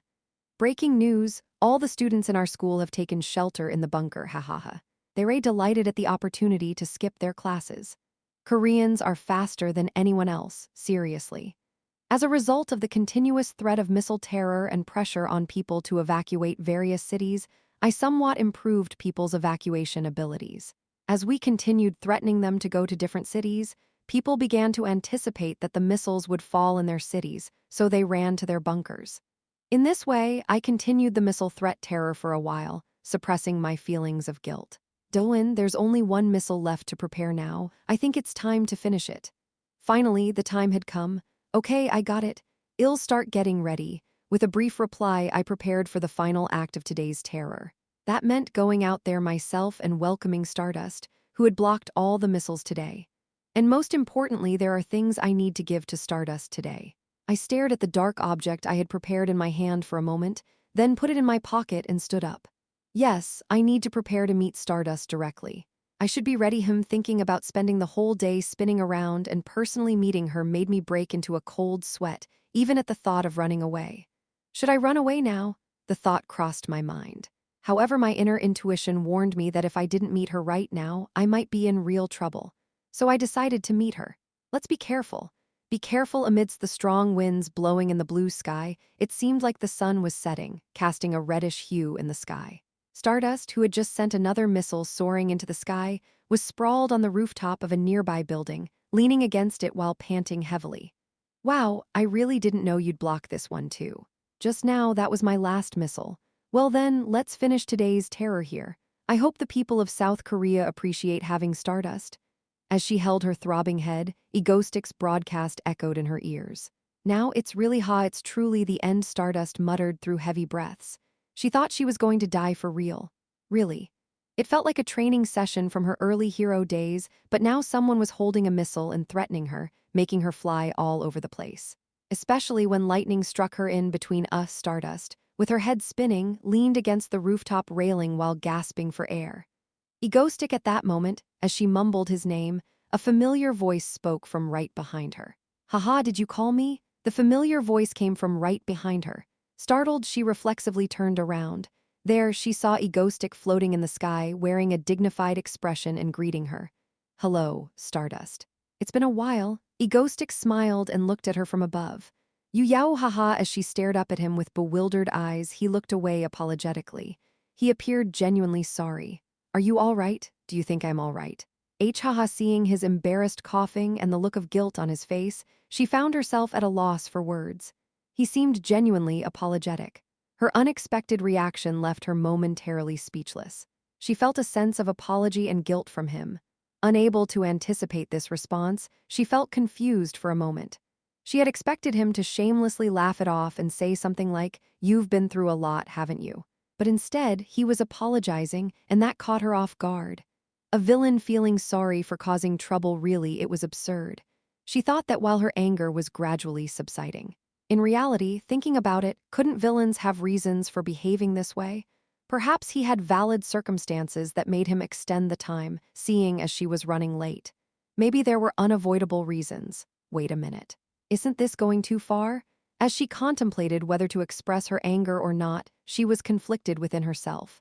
And in that very moment, the sun was slowly setting, dyeing the sky in a deep shade of red. Chapter 249. Ep 249 Sunset. Ep 249 Sunset. I, Egostic, am a Class A villain in South Korea, and I am the #1 target that heroes are most wary of. Yet here I was in front of a hero, sweating nervously. You yao, are you all right? Do you think I'm all right? Haha. We stood on the rooftop of a building somewhere. Stardust, exhausted, leaned against the wall, looking up at me with eyes brimming with tears. I felt a sense of guilt that was gnawing at my heart. Of course, I have my own reasons I might appear like a wicked instructor who's making a hapless hero run laps, but I had my reasons too. If I hadn't pushed her so hard to improve her flying abilities, she'd regret it later, crying about how she should have put in more effort. The sweat I shed today could save a life tomorrow. It was that critical, especially with the impending disaster. If I explained it to her like this, she would probably understand, and she'd be willing to fly a few more laps right away. But I couldn't do that. This had to be seen as a crisis for her to be vigilant. If I started to explain everything, would it be training or disaster control? Besides, I had to act like a sinister villain. I could never. Explain this was the only way. So I, the villain who had turned all crimes upside down and was making the perfectly fine hero go to the opposite side of Seoul to stop a missile, decided to be the villain. After all, a protagonist shines when there's an antagonist. Ha ha ha ha ha, of course, that was a show. I was genuinely sorry, especially given the current situation where she was so exhausted and almost on the verge of crying. Thankfully, she was too tired to come running toward me. Anyway, I cleared my throat again and tried to steer the conversation. But you did really well flying and stopping them, didn't you? Honestly, I was quite surprised. It was a great performance from my worthy adversary. Ha. Well, maybe. Ha ha, yeah, do I have to be thankful for this? Such compliments from me? She seemed somewhat taken aback by my words but still replied while catching her breath. Her mouth curled upward slightly, probably due to her mood. I was about to say a few more words, but I decided to drop it and simply offered an apology. It felt easier and would help lighten the mood. I apologize. I pushed you too hard, Stardust, and it saddens me to see you struggling. The duty of an archenemy is to challenge the hero, and I am sorry. I slightly turned my head as I spoke. It might not be common for a villain to apologize to a hero, but who knows? Among archenemies, there might be moments for it. In any case, she was free to accept or reject my apology. In fact, it might be taken as a provocation and fit right into my concept of being the villain. As I contemplated this, waiting for Stardust's reaction, I suddenly heard her clear laughter from in front of me. I turned my head, surprised. She stood by the wall, her hand on her abdomen, chuckling heartily. Seriously, haha, it's ridiculous. Who apologizes for going too far in terrorizing a hero, haha? Well, our relationship isn't typical for a hero and a villain, is it? Seriously, it's ridiculous, haha. How amusing was it to make her laugh until tears welled up in her eyes? I wasn't sure, but she continued laughing, wiping her tears away. And the curve of her lips? Certainly, it seemed like she was smiling more than before. I don't know what exactly happened, but it appeared to be resolved. I breathed a sigh of relief while thinking about that. Regardless, the atmosphere improved significantly after her laughter compared to before. Maybe it was just because the sun was setting, casting the sky in a warm orange hue. Haha. Continuing these thoughts, I unintentionally turned my head in a somewhat awkward and ticklish feeling. I gazed at the sky. On the rooftop of the building, the vast sky was beautifully painted in warm orange hues as the sun began to set. The sun, half hidden beyond the mountains, burned with a crimson light dyeing the sky red. The sky is beautiful. As I mumbled such words, she commented, "Yes, it is. Yeah, that's right."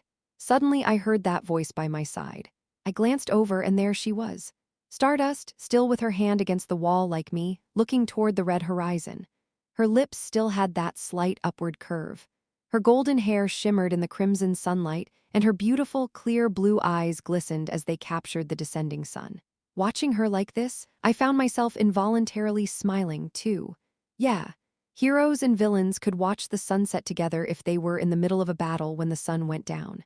After all, is there a rule that they must fight every day? Besides, it felt somewhat familiar to be talking and looking at the sunset together after their fights. Yeah, familiar, wait a second. Why did that feel familiar? And as I had that thought for a moment, I felt a sense of déjà vu. What's going on? Even if time turns back in the end, it's the two of us. Something about this situation, this similar situation. People don't change. Once. Someday we'll have conversations like this again. I've experienced something like this before. I became lost in thought for a moment due to the sudden doubts arising. The sunset, the rooftop, Stardust, Shinharu, the conversation, the touch, warmth, memory, Shinharu. There was something. There was something to it.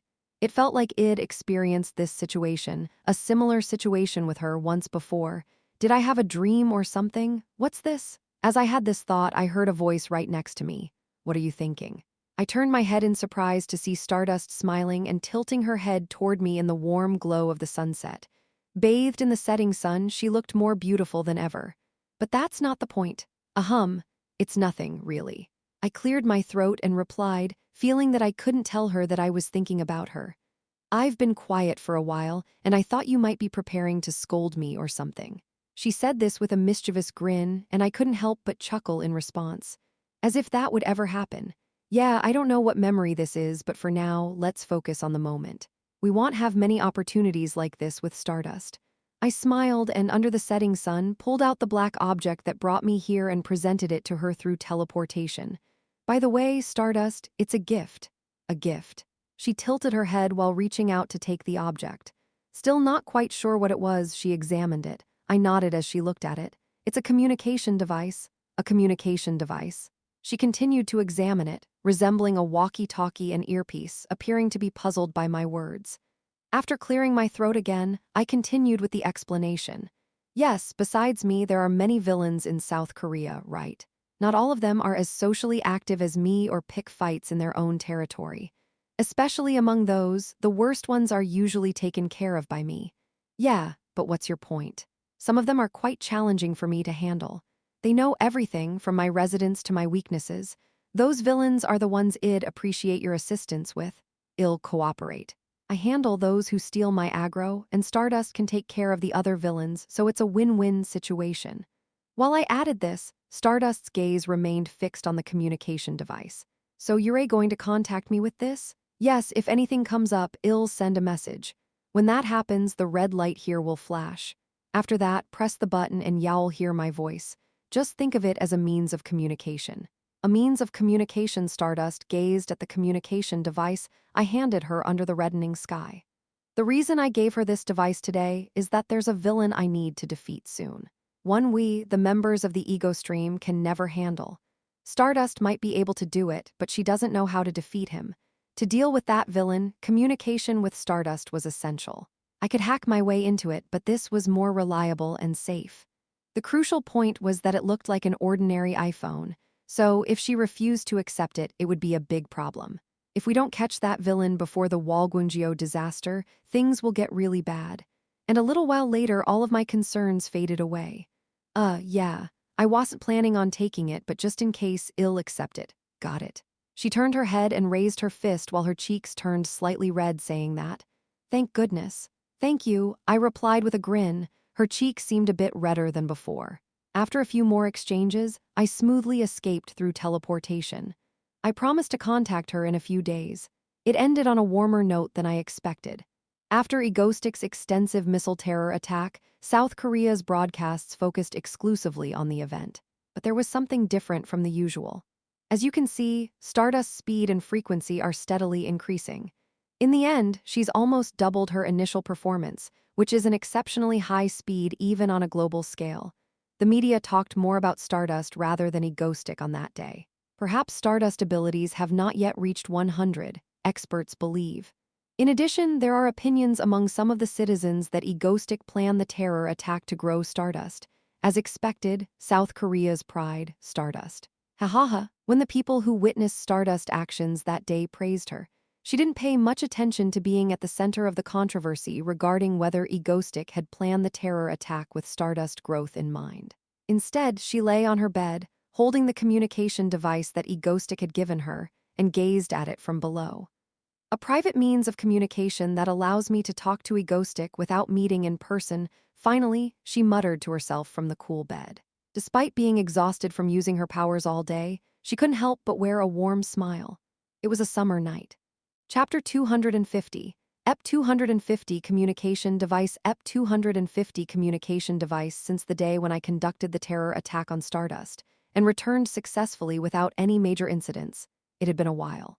But I couldn't sleep. I just lay there, lost in thought. How my thoughts were wandering, especially during the early morning hours. It might be because meeting Stardust had made me more emotional than usual, or perhaps the upcoming major disaster at Walgunjio was getting to me. I felt like my worries were piling up today, and I couldn't help but get sentimental. I feel all jittery. It seemed that due to the progress in the original work, or perhaps because the critical disaster Moonlight Gate was approaching, these worries had piled up. Well, I'll do my best. I could only think that way. After all, when I looked at today, it was clear that her mental strength had improved significantly, her flying abilities had grown, and her basic abilities had become much stronger. So it would undoubtedly be different from the original work. Besides, I am here. All right, let's not worry about it. Even if something goes wrong and I fail to close the gate in the middle, leading to the death of hundreds of millions of people, the paralysis of the social system, and a shift from the world of genres to a monster apocalypse, thinking about it just makes me more anxious. However, worrying about the worst-case scenario also brought some relief, because I had already made so many changes to the original work. I have done everything I can on my own. Besides, even if I fail to stop the disaster, I have a backup plan. Especially considering that, except for the disastrous final episode in the original work, this is the most significant crisis. I felt stronger. If I get through this one, I will have essentially covered everything. Yeah, it'll be fine, I thought of it that way. Suddenly, the communication device on my desk caught my eye. More precisely, it was Stardust's dedicated communication device connected to her. I reached out, seemingly without realizing it, and picked up the device. It was the first time I had something that symbolized the connection between me and Stardust since I met her. Right? It gave me a special feeling. It felt different from others as it was specifically for Stardust. That's because it's an exclusive communication network for her. Actually, it seemed a bit strange for a villain to give a communication device to a hero. But then it's even more peculiar for Stardust to accept it. Still, I wasn't in the wrong. Stardust probably stashed it somewhere on the other side of her desk, forgetting it within a day. But I was the one who cared about it, and that made me chuckle. Haha. Thinking like that, I remembered how she hesitated but eventually accepted the communication device from me. Even though she might dislike me, I have to make sure I protect her. I have to overcome this crisis and deal with that other guy who is right on our doorstep. There's a lot to do. Even if she doesn't like me, everything I've done has been for her. So, while leaning on the windowsill and pondering these thoughts on a late night, I suddenly made a surprised noise. I uttered in surprise while watching the snowflakes slowly falling outside. It's snow, I murmured while reaching my hand out the window. As I touched it, the substance melted away quickly. It's beautiful. While I was mesmerized by the sight of white, fluffy snowflakes falling from the dark sky, I suddenly realized something. Isn't it summer right now? What are you doing up here? On the rooftop of the mansion, it was already chilly due to being on a mountain, and with snow falling in the evening, I went outside wearing a cardigan. I sat on the rooftop, absent-mindedly reaching out to create small snowflakes. I asked Shinryung, who was also sitting there and enjoying the snowfall. "Weren't you asleep yet?" I couldn't sleep. I had some things on my mind. As I joined her and sat down, our fairy lightly swirled her hand once. The snowflakes that were carefully falling from the sky seemed to stop as if to ask when they had started. Under the moonlight, she sat with her arms on her knees, her long black hair pinned up with a hairpin. She gazed at the distant night sky. She was our house's dragon and probably the eldest of our group, with an estimated age of thousands of years. Seeing her sitting on the rooftop at dawn, scattering snow around, was quite surprising for me. What is it? Could it be bipolar disorder? It's not like that. As I was having such thoughts, she opened her eyes wide and replied to me. No, I hadn't even said anything yet. Surprised by her response, I was momentarily bewildered, but she took a deep breath and spoke to me again. Sometimes I just recall the old days. Today, when I went to the city for the first time in a while and saw people, I was reminded of the villagers I used to protect in the past. With a sense of retrospection and a vague tone, she gazed at the distant sky while mumbling. Hearing her words, I recalled her past once again. She used to be a guardian dragon in the form of a spirit. She had settled in a small eastern country after flying from a distant continent. In the past, the villagers had followed her willingly, treating her as their parents. Of course, for some reason, she had fallen into a deep sleep in the mountains, as she mentioned. Do you miss them a lot? That's not it. The past is the past. It's just she replied this way, heaved a sigh and mumbled to herself. Just the kid called Stardust, wasn't it? Watching that child's persistence makes me think about various things. From the old days until now, there has always been at least one of those individuals in this area. While she was saying that, she seemed to be quietly reminiscing as if old memories were flashing in her mind. Take good care of that kid. After saying that, she rested her chin on her hand and gazed at the night sky with a wistful expression. Her appearance was like a painting, and I couldn't bring myself to say more. By the way, that day I caught a cold, probably from being outside in the snow and wind. Of course, Hale treated me and I recovered quickly. Dylan, it's been a while. It has. A few days later, I met Lee Ciola again after a long time and sat down in her office for a conversation. Naturally, the main topic was about our Ego Squad second-generation trainees. But Dylan, when did you say the major disaster could happen again? This winter. Yes, that's right. However, even if we recruit new members now, can they really perform well in actual combat? Lee Ciola, who was looking at documents, suddenly expressed her concern. Don't worry, it's more than possible. With a reassuring smile, I replied to stop her from worrying. 12 hours of daily Spartan-style training can make a great hero. In response to my words, Lee Ciola nodded hesitantly, her expression showing that she was a bit worried. All right. I'll contact everyone today and gather them within this week. Sounds good. Don't worry. Great. We've recruited all the trainees for the Anti-Apocalypse Monster Hunting Squad, the second generation. Once we recruit and deploy the third generation, we'll be all set. Having carefully moved things along, I decided to proceed with the next task. Dylan, what's the next plan? Me? Well, I'm planning to do something with Stardust. Stardust. When I was asked about what I was going to do next, Lee Ciola responded with some surprise. Just the two of you? Yeah, just the two of us. Already, if their relationship becomes that close, it's not good. The plan, ignoring Lee Ciola, who seemed to mutter something to herself as if she heard it but didn't hear it, I started to contemplate the next step with a serious expression. That's right. The reason I gave Stardust the communication device was that if it's not stopped now, there will be a huge problem later, a problem that only Stardust can prevent. A Night of the Gods. That needs to be stopped. I thought quietly and with a serious face. Breaking news, Stardust and Egostic couple trending overseas, hahaha. Picture of Egostic hugging Stardust Princess in his arms. Picture of both of them looking at each other and giggling. Picture of Egostic calling Stardust. Now that Japan's public safety has somewhat stabilized, there's been growing interest in our country. They're interpreting the symbols they exchanged and analyzing old video footage, going crazy with it. It's hilarious. Even more amusing is that it's spreading overseas. If you search for Ego X Star, you'll find videos and stuff already. Like if Ego Star unbeatable ship. Hahaha comments hahaha, ha the whole world is into Stardust, foreigners know something hahaha. Facts, Egostic is cohabiting with other villains, Cheetah has a late-running strategy. When the race begins, the game is over. Please run faster, Stardust. Hahaha, the actual parties involved have nothing to say, but why are they fighting among themselves, hahaha? Like if this is irrational, hahaha. Oh, even foreigners can't resist hero-villain romance, hahaha, the Hero Association. In the office of the A-class hero Stardust, its owner, Shinharu, was conducting villain investigation activities, which essentially meant collecting data while reviewing the community's posts. Nonsense. Having seen a certain post in the popular section, she laughed incredulously. Ah, right. There shouldn't be such a relationship between heroes and villains to begin with.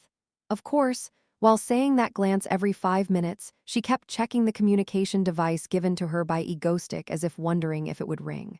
Hello, everyone, Galaxy here with news regarding the future of this novel. The current translator Dimwitch decided to stop translating altogether, so I'll continue the translation until the end of the novel. The schedule will be 5ch/week like my other novels, and the chapters will be released at the same time, so don't be surprised if Monday there's no release at the regular time. Chapter 251. Night Chapter 251. Night Happy New Year. When you're doing one thing, focus on that one thing. Okay, let's get down to business.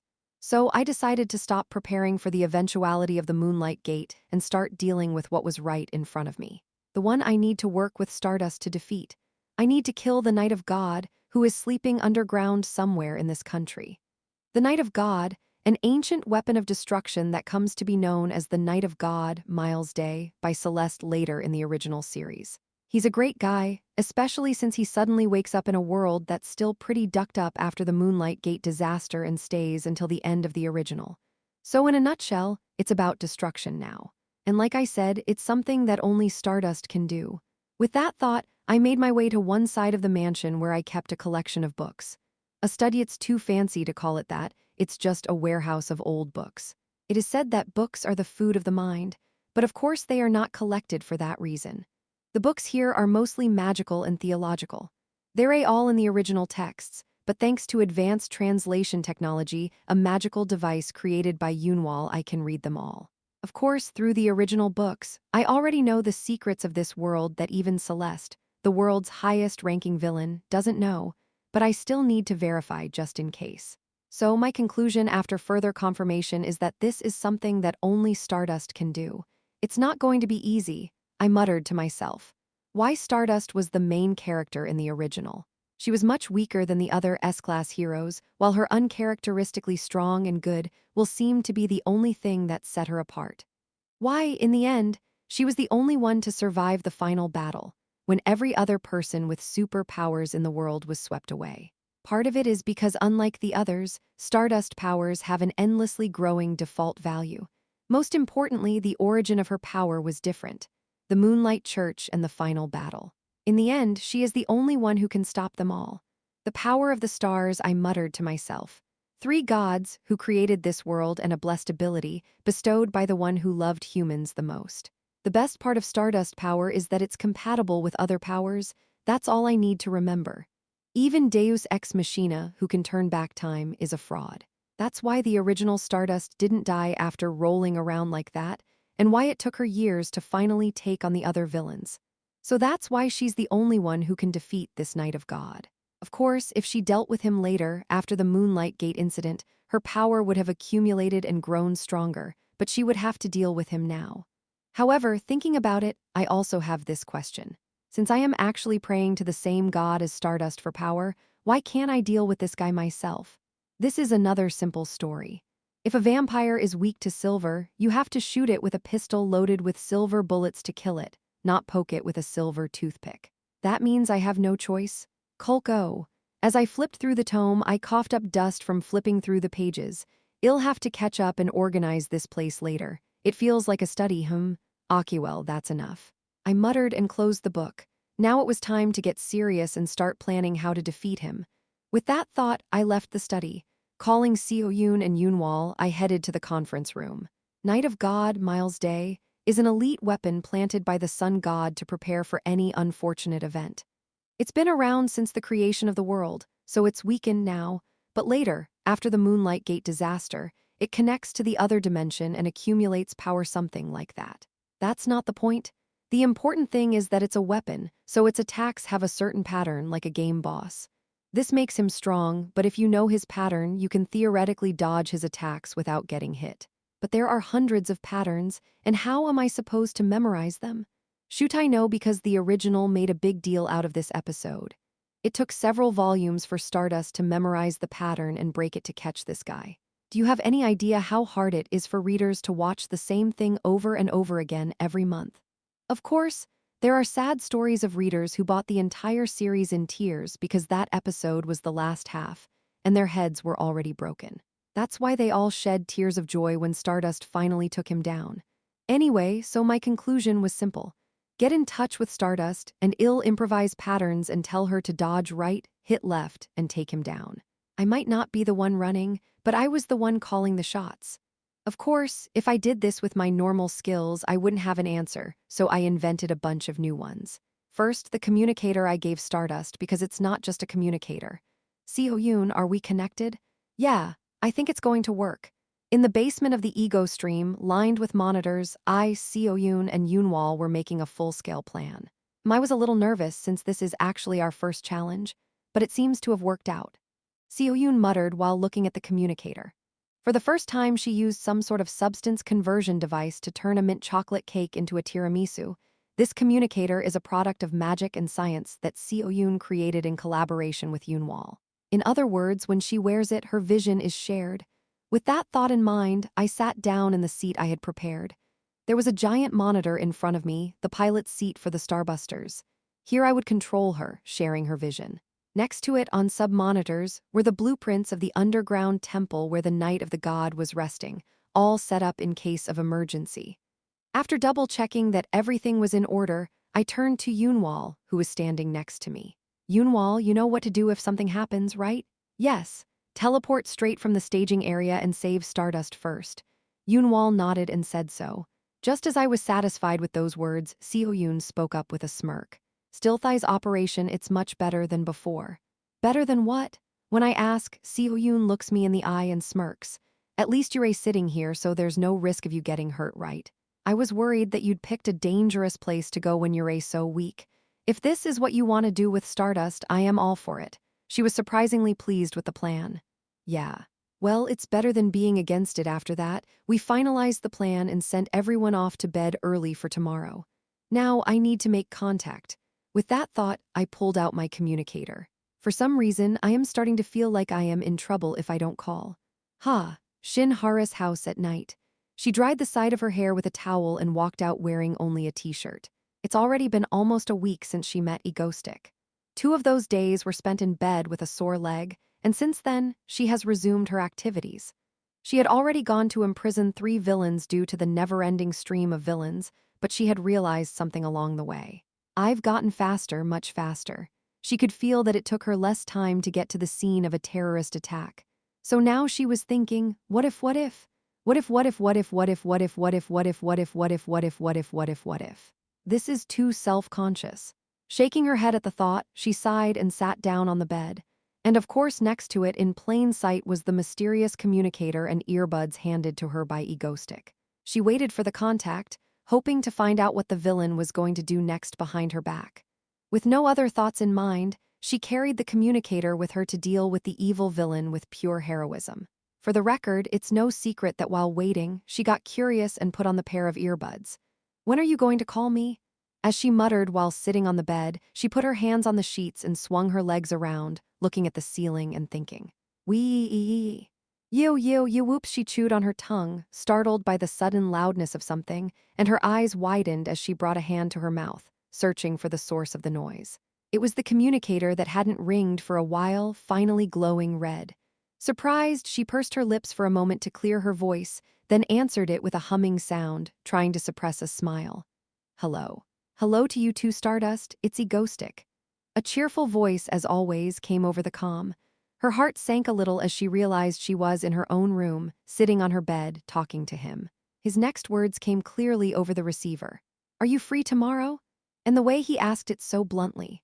Suddenly, she realized it sounded like a line from a drama she'd watched before, when the male lead would ask his love interest out on a date, and she forgot her prepared response and opened her mouth to say just one word. "Yeah, okay, then I'll see you tomorrow." Her next destination was decided just like that. Chapter 252, Ancient Ruins. Chapter 252, Ancient Ruins. Is this it? Yes, it is. The next day, after the day she heard from him, she'd fallen asleep with nervousness or something else and woken up the next morning with another call from him. So she donned her hero suit and came to this ruin-like place as he had asked her. "So there's a villain down here?" "Yes, and a very scary one at that." Stardust pricked her ears as she listened to his words. They were talking to each other through this device that resembled a pair of wireless earbuds, given to her along with the communicator by Egostic.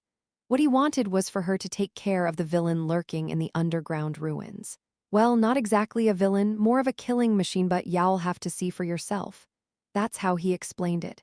It was too powerful for him to handle, so he needed Stardust help. Too much even for the Ego Stream members.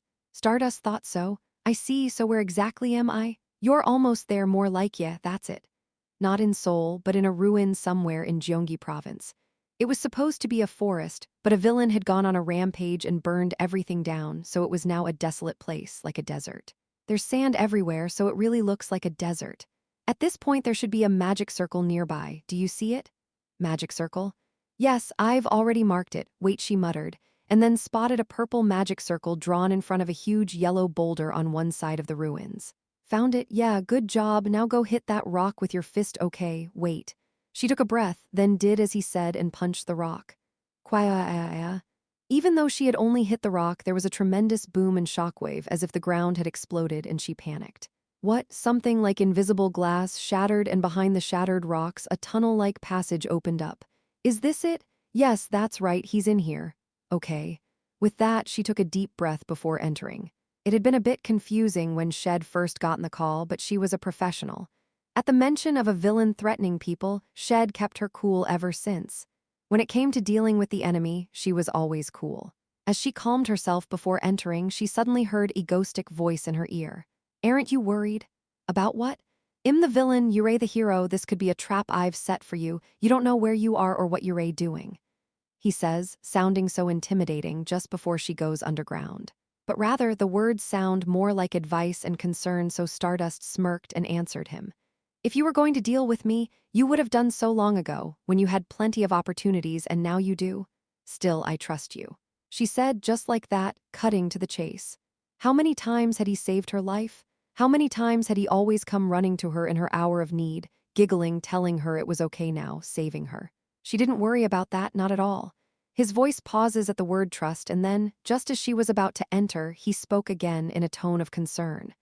I mean, you believe me, but you don't believe the other villains either, do you? Villains are evil. Almost everything they say is a trick or a trap. And you know you shouldn't go in just because they tell you where to go, apparently.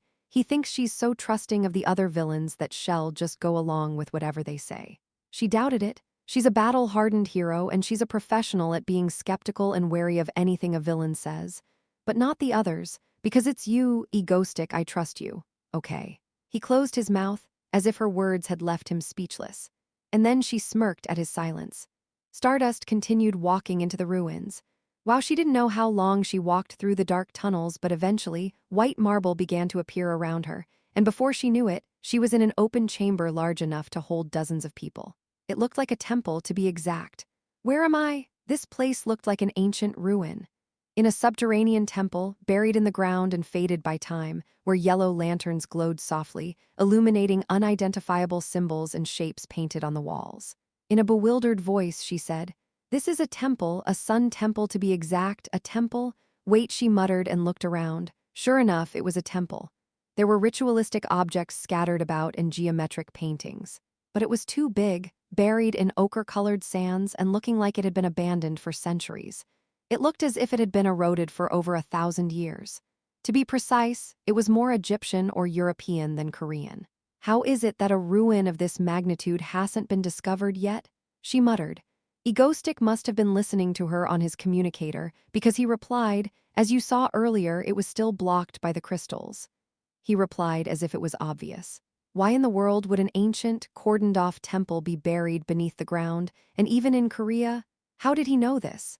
It wasn't like he was going to give her much of an answer if she asked, but she decided to press on.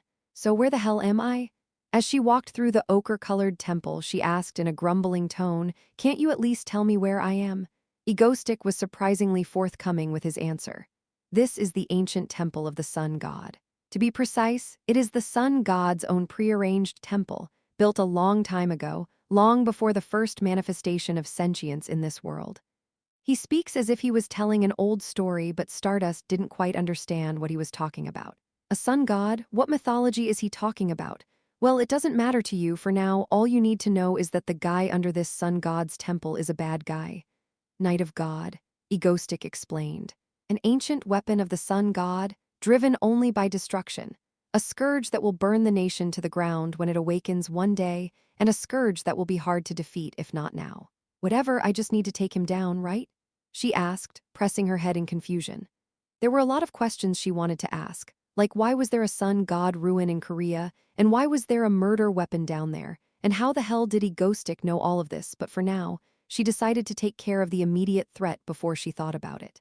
Whatever it was, there had to be something to it, since he had warned her about it. And with that, she walked down the strange ruins with confidence. In the meantime, Egoistic continued his explanation in preparation for the upcoming battle. Stardust, try tapping the in-ear communicator in your ear. This, she tapped the round earpiece in her ear at his command. Then, suddenly, a pair of holographic glasses popped up in front of her, centered on the communicator and floated in front of her eyes. The holographic glasses looked like something out of a sci-fi movie. She looked through the hologram and saw something bouncing around in her field of vision. This is the next generation of hero aids I've created. It's designed to increase your field of vision somewhat, and when you're attacked, a red light flashes to your right just like in games, and as a bonus, I get to share your vision with you. Interesting. But is this really necessary? She watched it curiously, clenching and unclenching her fist in front of her eyes. And when she said that, Egoistic said it as if it were obvious, as if he could see her nodding. Stardust, the enemy you're about to face is no pushover, and y'all never be able to defeat him if you don't know the right tactics and his attack patterns, so this time you have to follow my words.